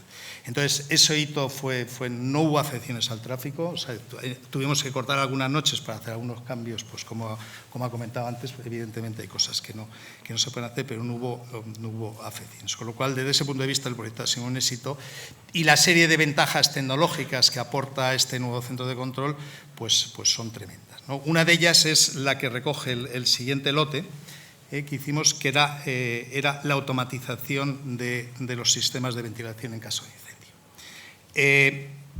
La ventilación, sin duda alguna, en un túnel es el sistema más importante. Primero, porque vela por el aire que respiramos, y sobre todo lo peor que puede ocurrir en un túnel es un incendio, porque os podéis imaginar, bueno, ya hay referencias desafortunadas, lo que ocurre con los humos, ¿no? Entonces, el manejo de la ventilación en sí mismo en un túnel es complejo, pero un túnel lineal, el típico túnel carretero, ya os podéis imaginar que es más o menos más intuitivo, ¿no? Yo soplo por un extremo y saldrá el humo por el otro. En la M30 esto no es nada evidente, pues porque es una red de túneles realmente, y tenemos 21 entradas y 26 salidas. Entonces se convierte en algo bastante más complejo. Entonces, el objetivo de este lote era el manejo de forma segura y rápida el sistema de ventilación, especialmente en caso de incendio. ¿Y qué se hizo aquí? Esto es un trabajo puramente de ingeniería y luego posteriormente su implementación en el centro de control. Primero se diseñó un gemelo digital o un modelo digital del túnel desde el punto de vista de aerodinámico, o sea, para ver cómo se comportaría el túnel. Al final, una vez que teníamos el modelo, se diseñaron los algoritmos de ventilación y se han probado cada uno de estos algoritmos con ese modelo. Es decir, si tenemos en un punto kilométrico determinado un incendio, qué tendría que hacer la ventilación y cómo se comportaría el túnel ante eso, ¿vale? Y finalmente formó parte de este lote también el chequeo del modelo y los algoritmos mediante una serie de pruebas aerodinámicas, que esas se las hicimos por la noche, y lo que hacíamos era con una máquina de humos, poníamos humo en el punto, dejábamos correr el algoritmo y el modelo y veíamos que efectivamente se comportaba. Y en esto consistió este otro lote. Bueno, pues poco más que deciros. Bueno, aquí están las placas del proyecto y el túnel, y muchas gracias. Muchas gracias.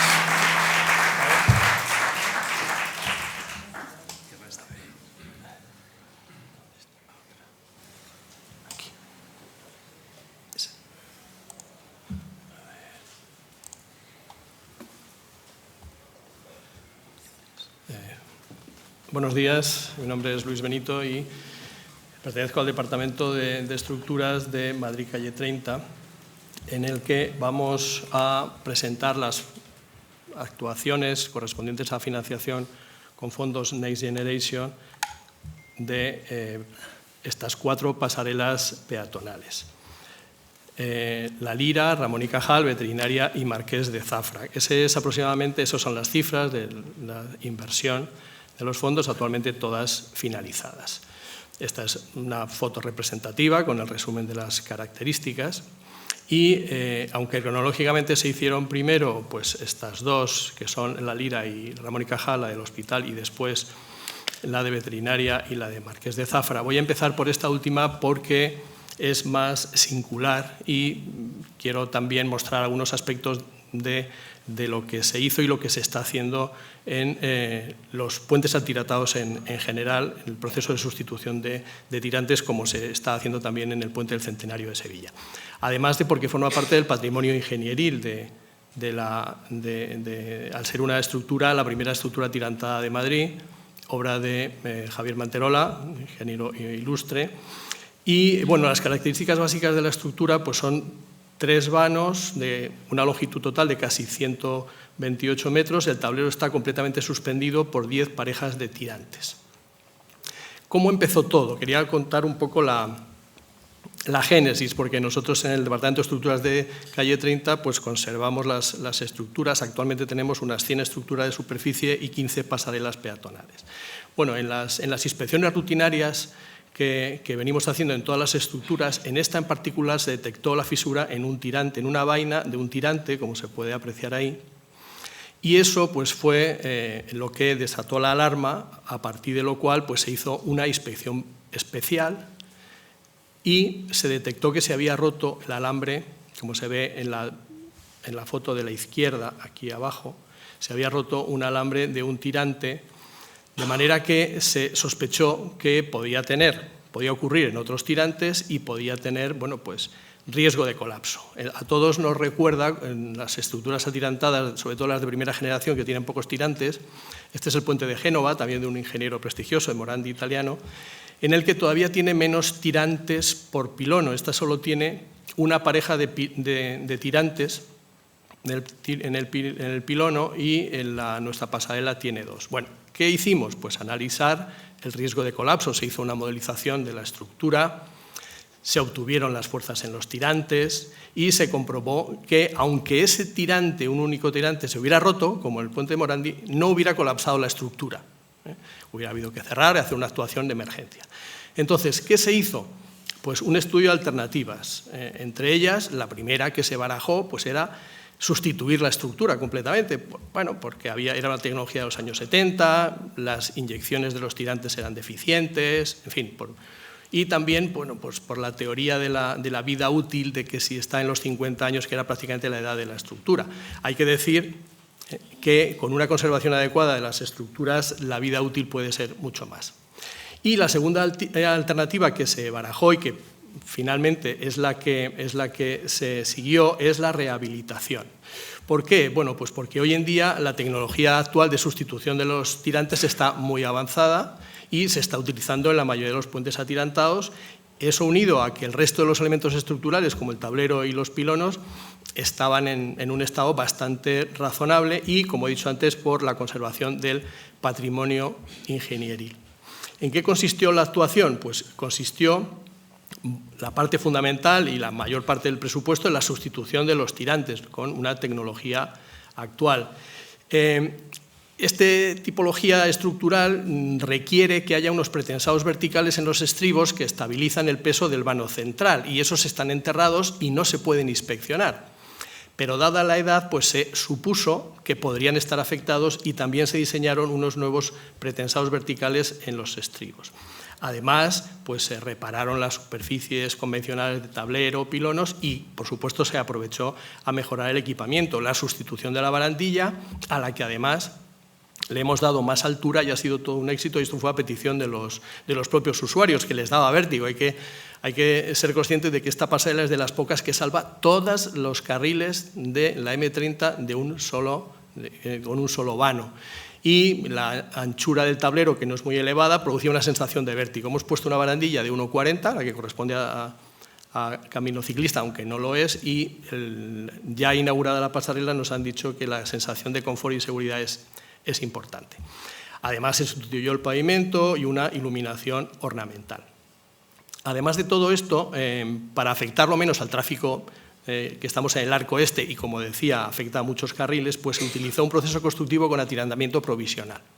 que prácticamente nos independizaba del tráfico de las calzadas de la M30. También se dotó de instrumentación y monitorización para la fase de obra, que fue muy útil para poder sustituir los tirantes, porque son operaciones muy delicadas, muy sensibles, y que la mayor incertidumbre es las fuerzas que existen en los tirantes. Y para la fase de servicio, pues se van a utilizar para conservación predictiva. Y también se utilizará mediante un sistema de alertas porque pueda haber algún problema. Bueno, aunque es muy tecnológico y muy singular las operaciones de sustitución de los tirantes, quería poner algunas fotografías para que se vea. Estos son los pretensados verticales en los estribos, que están pues enterrados.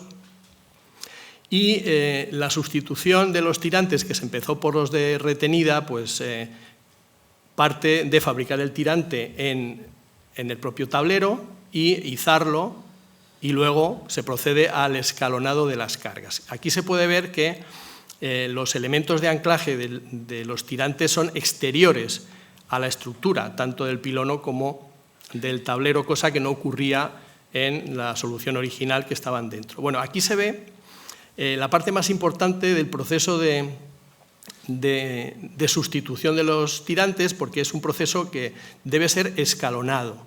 No se puede poner el tirante nuevo, cargarlo y luego quitar el antiguo. Hay que ir destesando el tirante antiguo y tesando el tirante nuevo, porque un tirante, nosotros estamos introduciendo una fuerza exterior a la estructura y podría producir un daño importante. De ahí que la monitorización que utilizamos fuese fundamental. Los escalones fueron aproximadamente el 25%. Entonces, aquí se ve cómo ya en el tirante antiguo, que son los que tienen la vaina negra, ya se ha podido cortar, y el tirante nuevo, que aquí tiene un plástico de protección, pero al final es una vaina de polietileno blanco, se va poniendo en carga. Y estas fotografías de aquí abajo es muy interesante porque aquí se ven los restos de los tirantes antiguos que se trocearon y se han llevado a la Escuela de Caminos, a la Politécnica, para hacer un estudio de investigación sobre los defectos que tenían las lechadas de los años 70 en esa época.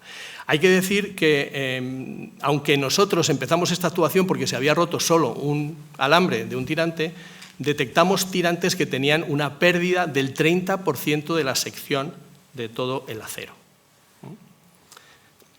De ahí la importancia de su sustitución, y se está acometiendo en todos los puentes atirantados de esta época.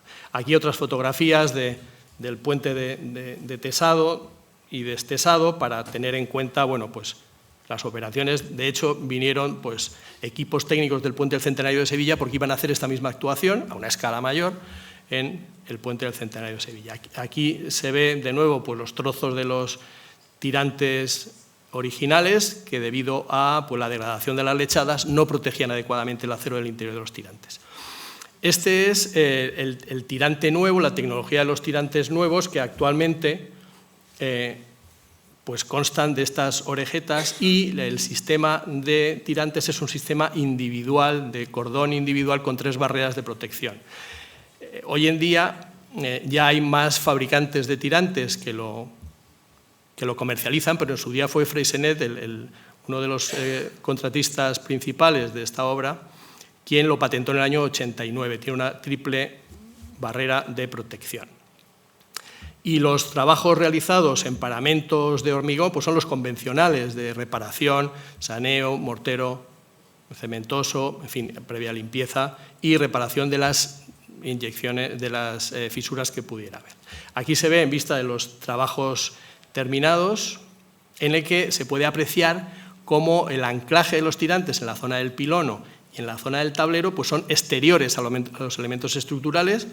Pero también hay que decir que, así como se ha tenido mucho cuidado en la parte técnica, también se trató con especial interés la parte estética de estos elementos.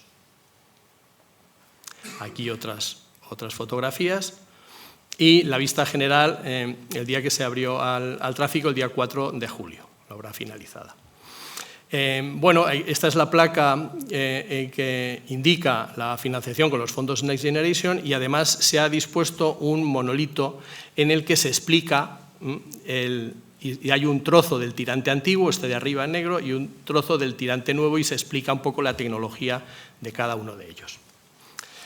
Bueno, el resto de las pasarelas, la pasarela de veterinaria, aunque es una pasarela completamente metálica, y el principal problema que tenía era pues, la corrosión, como suele ocurrir. Aquí hay algunas fotografías en las que se aprecia una corrosión bastante generalizada a pesar de hacer las labores de mantenimiento ordinario adecuadamente.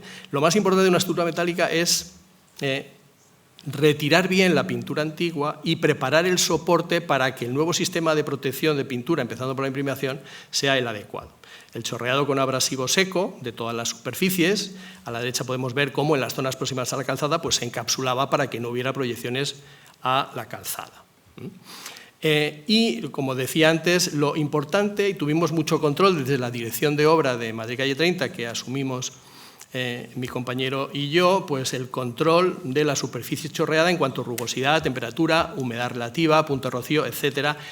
Y hay que decir que estamos junto a una depuradora que nos causó bastantes problemas respecto a la humedad relativa. Una vez que se obtienen los parámetros adecuados para esa superficie, se procede a la imprimación inmediata y, como se ve aquí, y posteriormente al resto de las capas de pintura. En algunos casos también se cortó y se retiró la barandilla y algunos trozos de chapas de tablero, como se puede ver ahí en el pórtico principal. También se sustituyó el pavimento original, que también era de hormigón y estaba degradado, por un nuevo pavimento de hormigón con fibras y con acabado de resina de poliuretano antideslizante, como se ve ahí en algunas fotografías.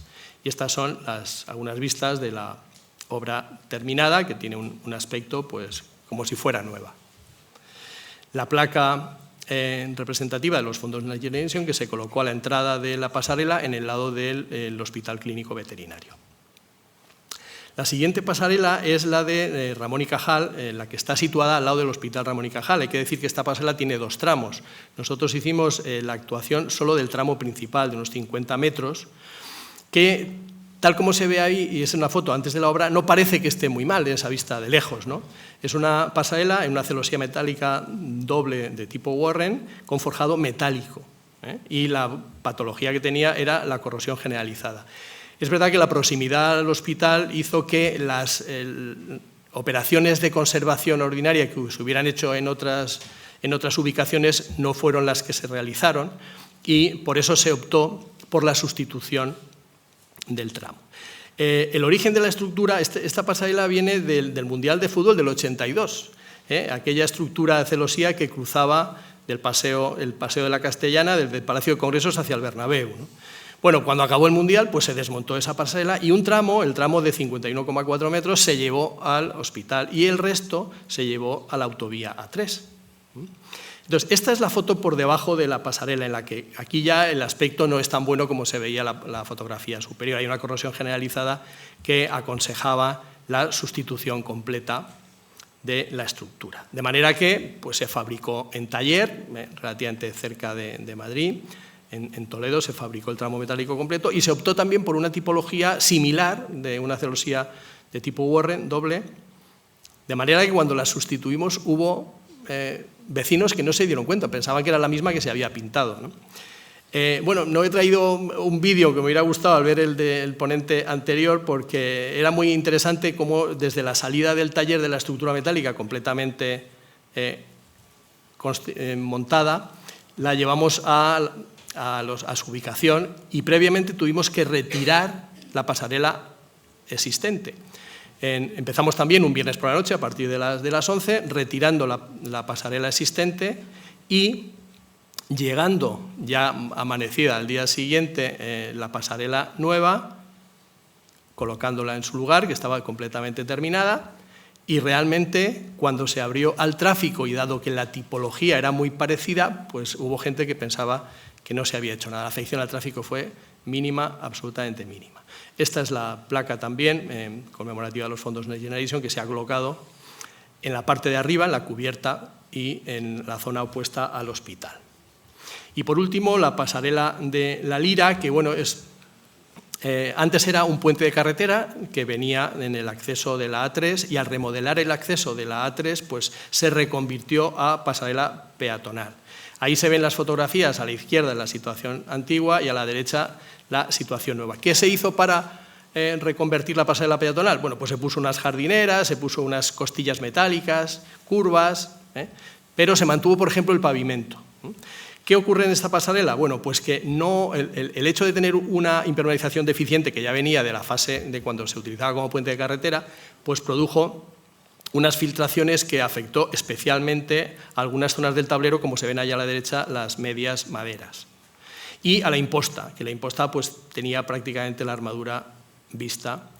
Entonces, ¿en qué consistió la rehabilitación? Bueno, pues se eliminó la jardinera central, las laterales se mantuvieron pero se sanearon y se hizo el fresado de pavimento. Obviamente se retiró todo el pavimento y se acondicionaron los bordes del tablero. El resto de las actuaciones, pues las convencionales en superficie de hormigón, inyección de fisuras, saneo, pasivación de armaduras y lo que decía de los bordes. Se tuvo mucho cuidado con el drenaje del tablero para que no se acumulara agua y se aumentó la sección de los invernales. Y en las juntas pues, se puso una banda de recogida de agua para que no se pudiera acumular y no volviera a filtrarse por las medias maderas.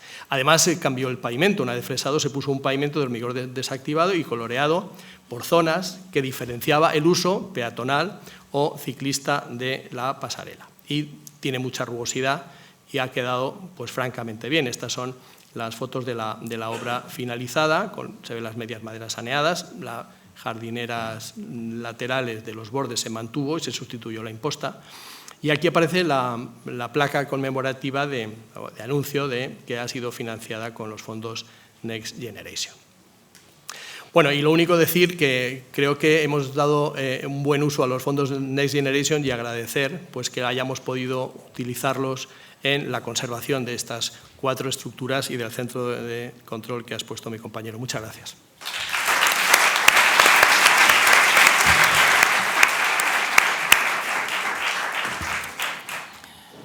Muchas gracias, Francisco Javier y Luis, por vuestras exposiciones.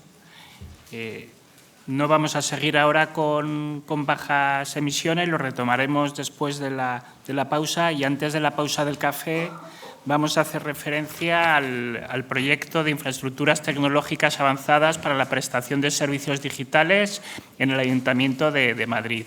E invito a subir a la tribuna a don Fernando de Pablo Martín, director general de la Oficina Digital, a doña Laura Preciado de Lorenzo, jefa del Servicio de Impulso de Gobierno del Dato de la Oficina Digital, y a don Miguel Ángel Rodríguez Ramos, director general de Sistemas y Tecnologías del IAM.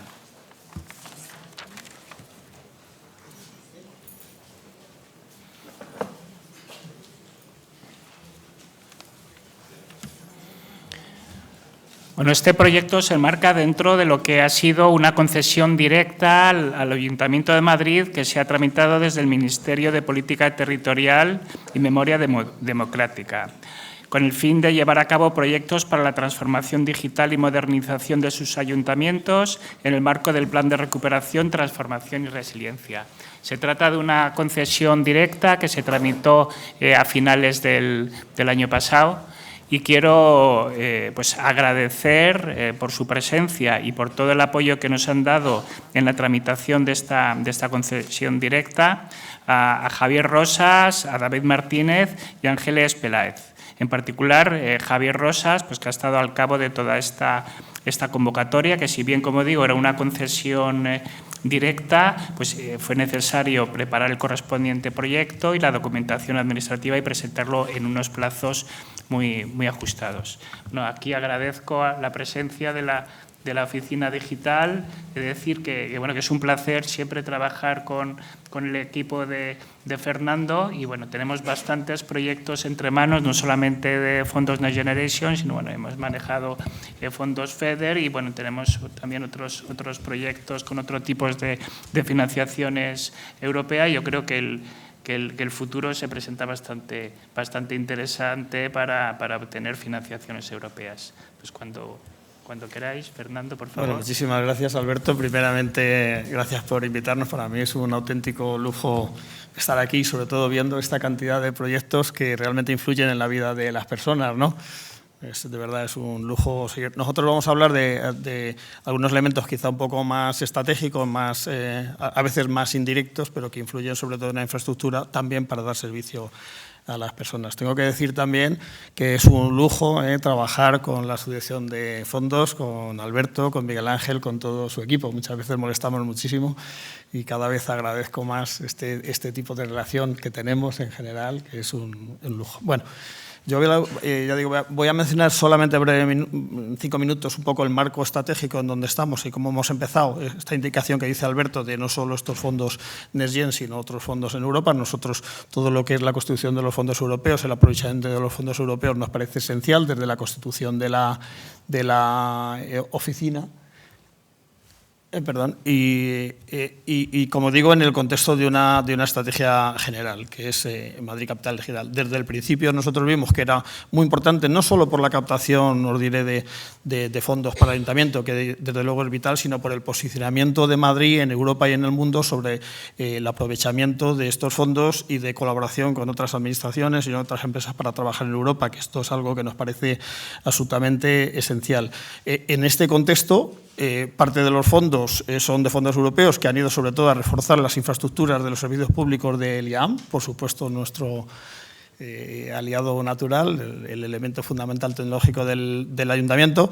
Tengo que decir que se ha hecho un esfuerzo muy importante el fortalecimiento de las infraestructuras tecnológicas del IAM, con un esfuerzo técnico y un esfuerzo presupuestario, y parte de esto lo vais a ver aquí, pero luego es verdad que trabajamos en otros proyectos de otros fondos europeos que van a continuar, que ya son proyectos que no son tanto a veces de temas concretos como de innovación, que nosotros solo miramos innovación que puede acabar en operación en Madrid, es lo que llamamos el TRL, el nivel de madurez tecnológico, de los que hablaremos algunos. Ya digo que todo esto está en el contexto de una estrategia global. Trabajamos en todos estos fondos, habremos pedido aproximadamente, lo indicará luego Laura, quizá hemos acudido a más de 20 distintas convocatorias por unos 100 millones de euros. Hemos ganado sobre 50 millones de euros. Ya digo, en algunos casos es muy importante el tema económico y en otros es tan importante como eso es el posicionamiento de Madrid. Respecto de los fondos NextGen, indicar que hubo dos convocatorias de asignación directa. Coincido con el comentario que ha hecho el director. Yo creo que quizá los ayuntamientos no han estado suficientemente bien representados a la hora de tomar decisiones estratégicas, incluso a la hora del reparto económico en algunos temas concretos, que aquí ha habido fondos digitales para todas las áreas. Para el tema de transformación, comparado con administraciones centrales y regionales, ha habido menos, pero en cualquier caso estamos satisfechos y muy agradecidos al Ministerio. Hemos acudido a 2 convocatorias. La primera de unos 12.600.000 euros aproximadamente, que ahora se indicará a Miguel Ángel un poco el futuro, y nuestra idea siempre en esta convocatoria ha sido la justificación, porque nos lo permitían con proyectos ya hechos con objetivo de mejorar la informática después de COVID. Esto es una cosa que favorece al Ministerio, que nos favorece a nosotros. Es verdad que los fondos vienen directamente a Hacienda, no vienen para proyectos. Nosotros, nuestro presupuesto sigue siendo el que podamos conseguir, viene directamente a Hacienda, pero favorece en la medida que es importante la justificación. Y entramos en una fase que la justificación de los fondos pues no va a ser tan fácil, porque no creo que haya ampliación teniendo en cuenta las prioridades de defensa. Fuimos el primer ayuntamiento que justificamos ante el Ministerio estos fondos, y eso hizo que hubo una segunda convocatoria donde llamaron expresamente a Madrid y a Barcelona, también muy agradecidos, para que también con urgencia acudiéramos a ella. Y en conjunto hemos recibido algo más de 16 millones de euros. Y este es el esquema general con el que trabajamos. Para el resto de los programas trabajamos, ya digo, en proyectos que son más de innovación, que acaben en operación con todas las áreas que han salido aquí. Trabajamos expresamente en el programa Mobilities o en el programa Eugenia, en los túneles de la M30 y en otros proyectos europeos. Y ya digo, creo que la colaboración en el ayuntamiento es muy importante, y la oficina seguirá poniendo como foco un poco la gestión y el aprovechamiento de los fondos europeos en bien del ayuntamiento. Y ya paro y dejo a Laura y a Miguel Ángel, que son los protagonistas de los proyectos. Muchas gracias, Fernando. No sé si esto se oye, ¿no? Sí. Bueno, pues muchas gracias por esta oportunidad de estar hoy aquí. Y Alberto, por supuesto, gracias a vosotros por invitarnos, y un placer siempre trabajar con Alberto y su equipo. Y un poco os voy a hablar de la subvención que nos trae aquí, que es una subvención de concesión directa. y, en definitiva, antes de eso os tengo que hablar de los antecedentes, porque esa subvención de concesión directa no hubiera sido posible sin que en lo que fue el Plan de Recuperación, Transformación y Resiliencia España Puede, pues hubiera habido una ayuda para transformación digital y modernización de la administración local, en la que, digamos, era una ayuda preconcedida a las administraciones locales, que tenía la dificultad que se publicó en noviembre del 2021 y había que tener todo realizado, ejecutado, pagado y justificado antes de final de año, en un plazo de 8 semanas. Nos consta que hay otros ayuntamientos entre, digamos, la posibilidad de licitar o la posibilidad de justificar actuaciones que ya se hubieran realizado, acudieron a las licitaciones en algunos de los casos y que eso de alguna forma les complicó la justificación final, porque la convocatoria permitía la justificación de actuaciones que se hubieran realizado desde mayo de 2020, coincidentes con todo lo que tenía que ver con la pandemia, hasta diciembre del 21. Entonces, ahí el mayor reto fue, en esas 8 semanas, identificar proyectos que se pudieran justificar, que estuvieran en el contexto de lo que era la convocatoria, y luego, por supuesto, muy coordinados con el Ministerio, muy coordinados con los compañeros de informática del Ayuntamiento de Madrid. A partir de ahí, preparar toda la documentación que había que justificar. También con la dificultad, y por aquí está mi compañero David Martín Vallés, que, bueno, que hubo que ahí hacer un ajuste de vacaciones y demás para que a 31 de diciembre estuviera presentado todo, ¿no? Así que el equipo de la oficina digital que estaba por aquel entonces se tuvo ahí que ajustar para poder hacer esto. ¿Qué se hizo con aquella ayuda? Que, en definitiva, alcanzó, pues, como ha dicho Fernando de Pablo, pues 12,2 millones de euros. Pues, en definitiva, se hizo un paquete completo de infraestructuras tecnológicas avanzadas para la prestación de servicios digitales en el Ayuntamiento de Madrid, en el contexto del teletrabajo. Y se aprovechó para financiar actuaciones que ya se habían realizado, vinculadas a la adquisición de ordenadores portátiles, adaptadores de red wifi. Pensad que se financiaron, pues, como 4.600 portátiles, 1.300 adaptadores wifi, también migración de infraestructuras en cloud sostenibles, que bien lo sabe Miguel Ángel, y tema también de renovación de la infraestructura del centro de proceso de datos, servidores y también la parte de respaldo de informática del Ayuntamiento de Madrid. Este proyecto fue clave porque, como bien ha dicho Fernando, como fuimos el primer ayuntamiento en justificar, en hacerlo bien técnica y económicamente, pues hará cosa de un año, llamaron por teléfono a mi compañero David y le dijeron del Ministerio: oye, tenemos un remanente de fondos que no se han podido ejecutar por otros ayuntamientos, es un remanente de 3,8 millones, ¿tenéis la capacidad de ejecutarlo y justificarlo? Y, por supuesto, en ese sentido, bueno, pues se debatió internamente, se vio que se tenía la capacidad de hacerlo y, en este caso, era una concesión directa, una subvención por concesión directa, en la que el Ministerio adjudicó, digamos, esos fondos a Madrid y Barcelona y de una manera proporcional a la población, con lo cual Madrid recibió 3,8 millones, el doble que Barcelona, simplemente porque tenemos el doble de población. Aquí, el periodo que nos permitían justificar era de septiembre del 22 a agosto del 25, con lo cual también tenía, digamos, ese carácter retroactivo de 2 años anteriores, pero que también nos permitía, digamos, justificar hasta agosto. La dificultad, digamos, aquí es que, igual que en la otra ocasión había habido 8 semanas, seguíamos manteniendo un poco esa dificultad porque había que justificar lo que se terminase, había que justificarlo en un plazo de 2 meses, con lo cual esos plazos también estaban ahí ajustados. Hubo también, digamos, que hacer un trabajo, pero no con tener el hito de final de presentación de justificación en Navidad como en el antecedente previo.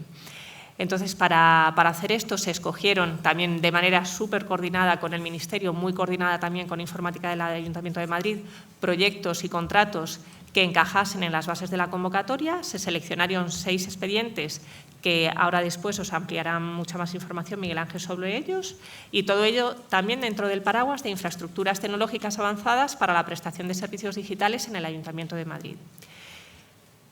¿Qué reflexión os quería hacer yo en torno a esto? Que más allá, digamos, de lo que es recibir el dinero, que está fenomenal, pues realmente esto ha sido posible gracias a que en lo que es la oficina digital trabajamos en equipo con Informática del Ayuntamiento de Madrid, trabajamos en equipo con los compañeros también de fondos que nos han ayudado, trabajamos en equipo con el Ministerio y que seguimos una metodología. Entonces, por un lado, tenemos una metodología en la que estamos de manera constante en búsqueda activa de financiación y preparación de convocatorias. A través de esa metodología, en definitiva, todos los integrantes de la oficina digital, en un momento con mayor o menor intensidad, estamos dedicados a temas de fondos. Quiero decir que ahí pues, hay momentos en los que tienes que estar al 100%, hay otros momentos que estás al 5%, ¿no? por decir así.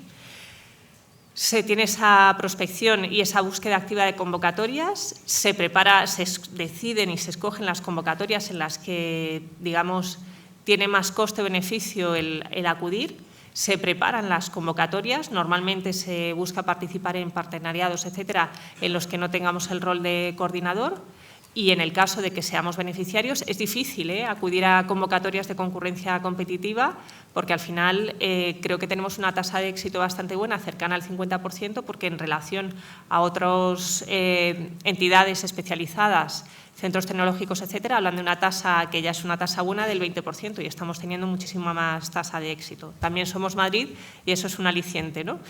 Y luego, una vez que nos conceden esas ayudas, pues se justifican. Bueno, hay que ejecutar los proyectos, hay que ejecutarlos bien técnicamente y luego hay que justificarlos. Y hasta ahora siempre hemos tenido, digamos, felicitaciones porque los ejecutamos sin desviaciones técnicas ni económicas. Es importante también para nosotros el tener esa flexibilidad operativa de la que he hablado, ¿no? Porque, bueno, pues si hay que ajustar vacaciones o personas que se están dedicando a contribuir a determinada ayuda en un momento, eso es importante. Y a lo largo de este tiempo hemos ido adquiriendo madurez en todo lo que es la gestión de los fondos, de manera que incluso seguimos ganando en madurez y se ha incluido como, digamos, una de las prestaciones en el contrato del Centro de Transformación Digital, que es nuestro brazo ejecutor, nuestra asistencia técnica para la ejecución de la estrategia Madrid Capital Digital, que ahora mismo está en periodo de tramitación. Entonces, esto se consolida a través de incluirlo como una prestación más. ¿Qué impacto y qué aporte de valor tenemos y qué resultados? Bueno, pues, por un lado, el reconocimiento del Ministerio yo creo que es algo que es admirable que hayamos podido conseguir eso, ¿no? Que realmente han venido esos fondos a los 3,8 millones adicionales, han venido por una buena gestión, han venido como algo adicional, no hemos tenido que hacer ni prospectiva, nos han llamado por teléfono, ahí está David dando fe de ello. Además de eso, con la estrategia de decidir en su momento no licitar, sino acudir a justificar contratos ya existentes, primero, eso permitió que realmente pudiéramos hacerlo en tiempo y forma. Y además de eso, esos 16 millones de euros de los 12,2 más 3,8 ya estaban incluidos en el presupuesto municipal, ya era un presupuesto con el que se contaba, que ya se había ejecutado, etcétera, ¿no?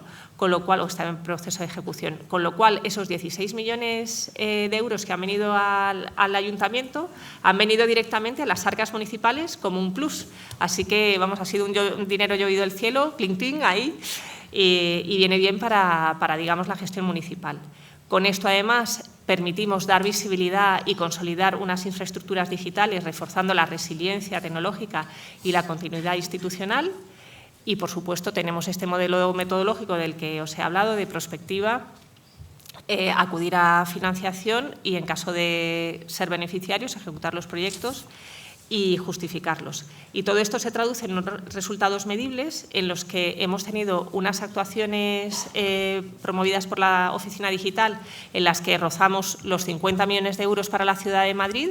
De esos 50 millones de euros estamos hablando de 31.100.000 para el propio Ayuntamiento de Madrid, y para que tengáis, digamos, el dato de este año, de momento este año llevamos ingresados 4,3 millones de euros. Además de eso, como botón de muestra, en el último mes hemos presentado 3 convocatorias, 2 la primera semana de septiembre, otra la semana pasada, siempre con estrecha colaboración con las áreas municipales, con informática del Ayuntamiento de Madrid. De hecho, la de la semana pasada era de inteligencia artificial generativa y hemos estado ahí trabajando codo con los compañeros de informática del Ayuntamiento de Madrid. Y, en definitiva, que como conclusión, ¿qué os quería decir con esto? Que la gestión eficaz se traduce en más recursos para la ciudad. Y ahora veréis con lo que va a comentar mi compañero Miguel Ángel, como todos los contratos que se han ejecutado tienen que ver con la ciudad. En definitiva, aquí os he dejado un listadito de ayudas en las que hemos sido beneficiarios y ya os dejo con Miguel Ángel. Muchas gracias. Gracias.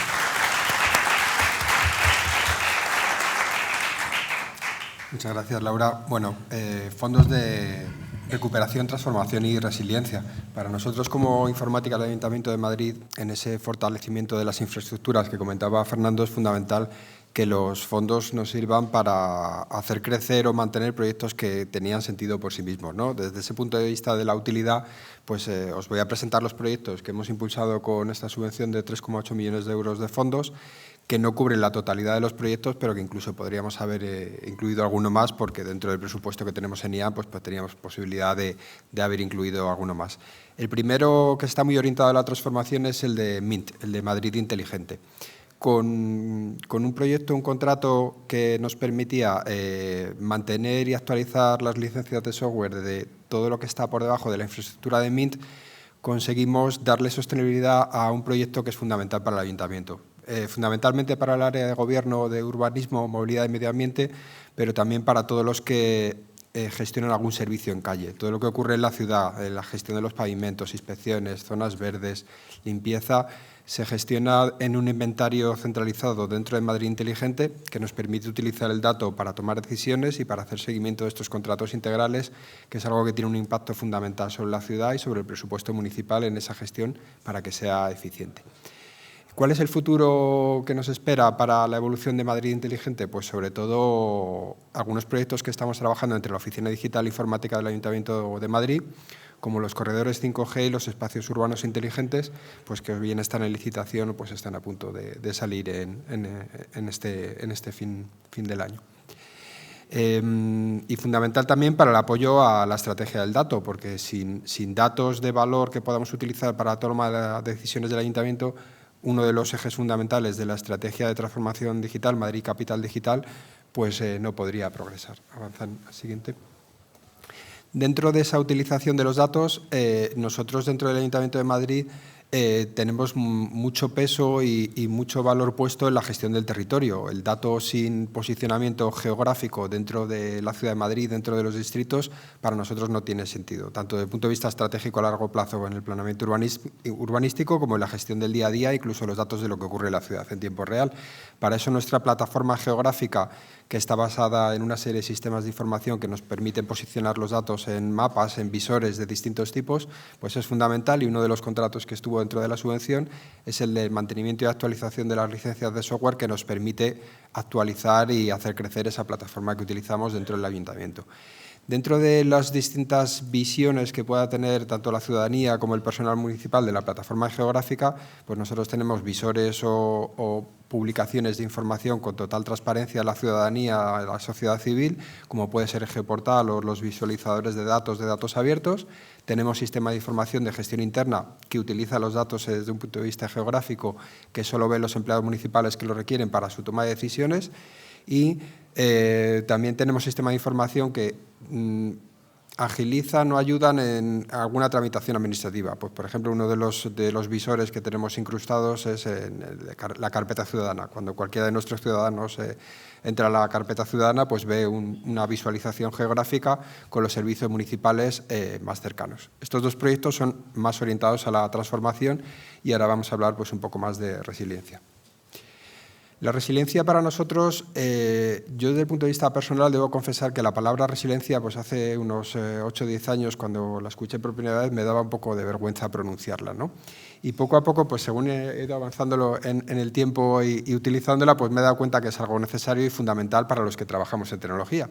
Como tenemos aquí invitados de origen chino, pues he traído un proverbio oriental que dice que la resiliencia es caerse 7 veces y levantarse 8, ¿no? Y en los últimos años hemos vivido bastantes eventos que parecían improbables que nos han llevado a demostrar que consiste en eso, ¿no? Vamos a tener incidentes de disponibilidad de servicio, vamos a tener incidentes de ciberseguridad a los que hay que responder y tenemos un incidente de disponibilidad de servicio pues bastante reciente como el apagón que tuvo impacto en toda la ciudad de Madrid y en toda la península ibérica y que en este caso pues en nuestras infraestructuras digitales de lo que aparece ahí representado como Madrid Multicloud pues no tuvo ningún impacto pues gracias a esas inversiones que hemos hecho para mejorar la disponibilidad y la resiliencia de nuestras infraestructuras. Nuestro Madrid Multicloud, que es un itinerario que emana de la estrategia de Madrid Capital Digital, que podéis consultar en madrid.es/oficina digital, consiste en tener una serie de nubes o proveedores hiperescalares de cloud que típicamente suelen ser de multinacionales, pues como Amazon, AWS, Google Cloud o Microsoft Azure y algunos de los proveedores que aparecen en el dibujo, pero también con una nube privada que ha mejorado mucho su disponibilidad de servicio, que es el núcleo central que nos permite conectar con todas estas nubes. Vale. Para la mejora de nuestra nube privada, que se han hecho una serie de trabajos muy relevantes, lo primero que se hizo fue constituir nuestra nube privada en 2 centros de datos que tengan la mayor disponibilidad de servicios desde el punto de vista de obra civil y de ingeniería industrial y de refrigeración energética, ¿no? Nuestros 2 centros de datos están en un proveedor de alojamiento, en Tecnoalcalá y Julián Camarillo, y los 2 proyectos que aparecen ahí como subvencionados, que son 2 contratos de mejora de nuestras infraestructuras de almacenamiento, pues tienen que ver con o bien actualización de nuestras cabinas de almacenamiento, que son como el disco duro donde residen todos los sistemas de información del Ayuntamiento de Madrid en esa nube privada, todo lo que no esté ya en nube, porque ya hemos avanzado en el camino hacia la nube y aproximadamente pues un 50% de los servicios municipales ya están en la nube y solo estaríamos hablando del 50% que todavía queda en los sistemas tradicionales on-premise. Y finalmente, desde el otro punto de vista de lo que supone la resiliencia, en un modelo en el que entre la Oficina Digital Informática del Ayuntamiento de Madrid se impulsó de una manera muy fuerte con la creación del Centro de Ciberseguridad del Ayuntamiento de Madrid. En una alianza entre las unidades que gestionan la infraestructura y especialmente el Centro de Ciberseguridad y la Subdirección General de Sistemas y Tecnología, hemos impulsado un modelo de Zero Trust o de desconfianza máxima a todo lo que ocurre en Internet, en nuestra red municipal, de forma que nuestras medidas de seguridad sean las mismas para todo lo que ocurre en nuestra red interna y todo lo que ocurre en nuestros servicios expuestos a la ciudadanía.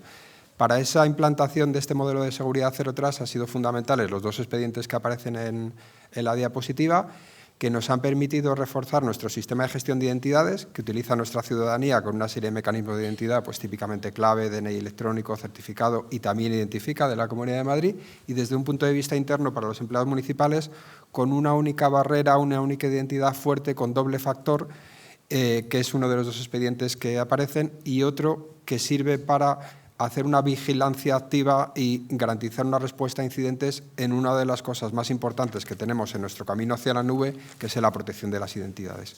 Nuestro perímetro, nuestra red y nuestros modelos de seguridad tradicionales ya no son útiles, no son necesarios en la nube, pero sí lo es proteger la identidad de los empleados, de las aplicaciones, proteger los datos, y estamos caminando hacia ese modelo en el que tenemos que avanzar en el camino hacia la nube.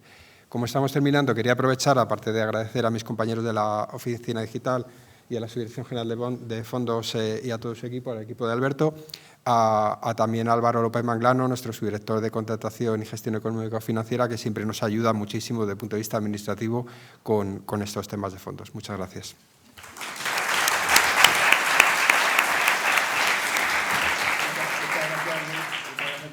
Comentario porque lo iba a mencionar ahora yo. Muchísimas gracias, Álvaro, y Alberto, que está aquí, es un apoyo técnico del Centro de Transformación Digital en estos proyectos. Gracias.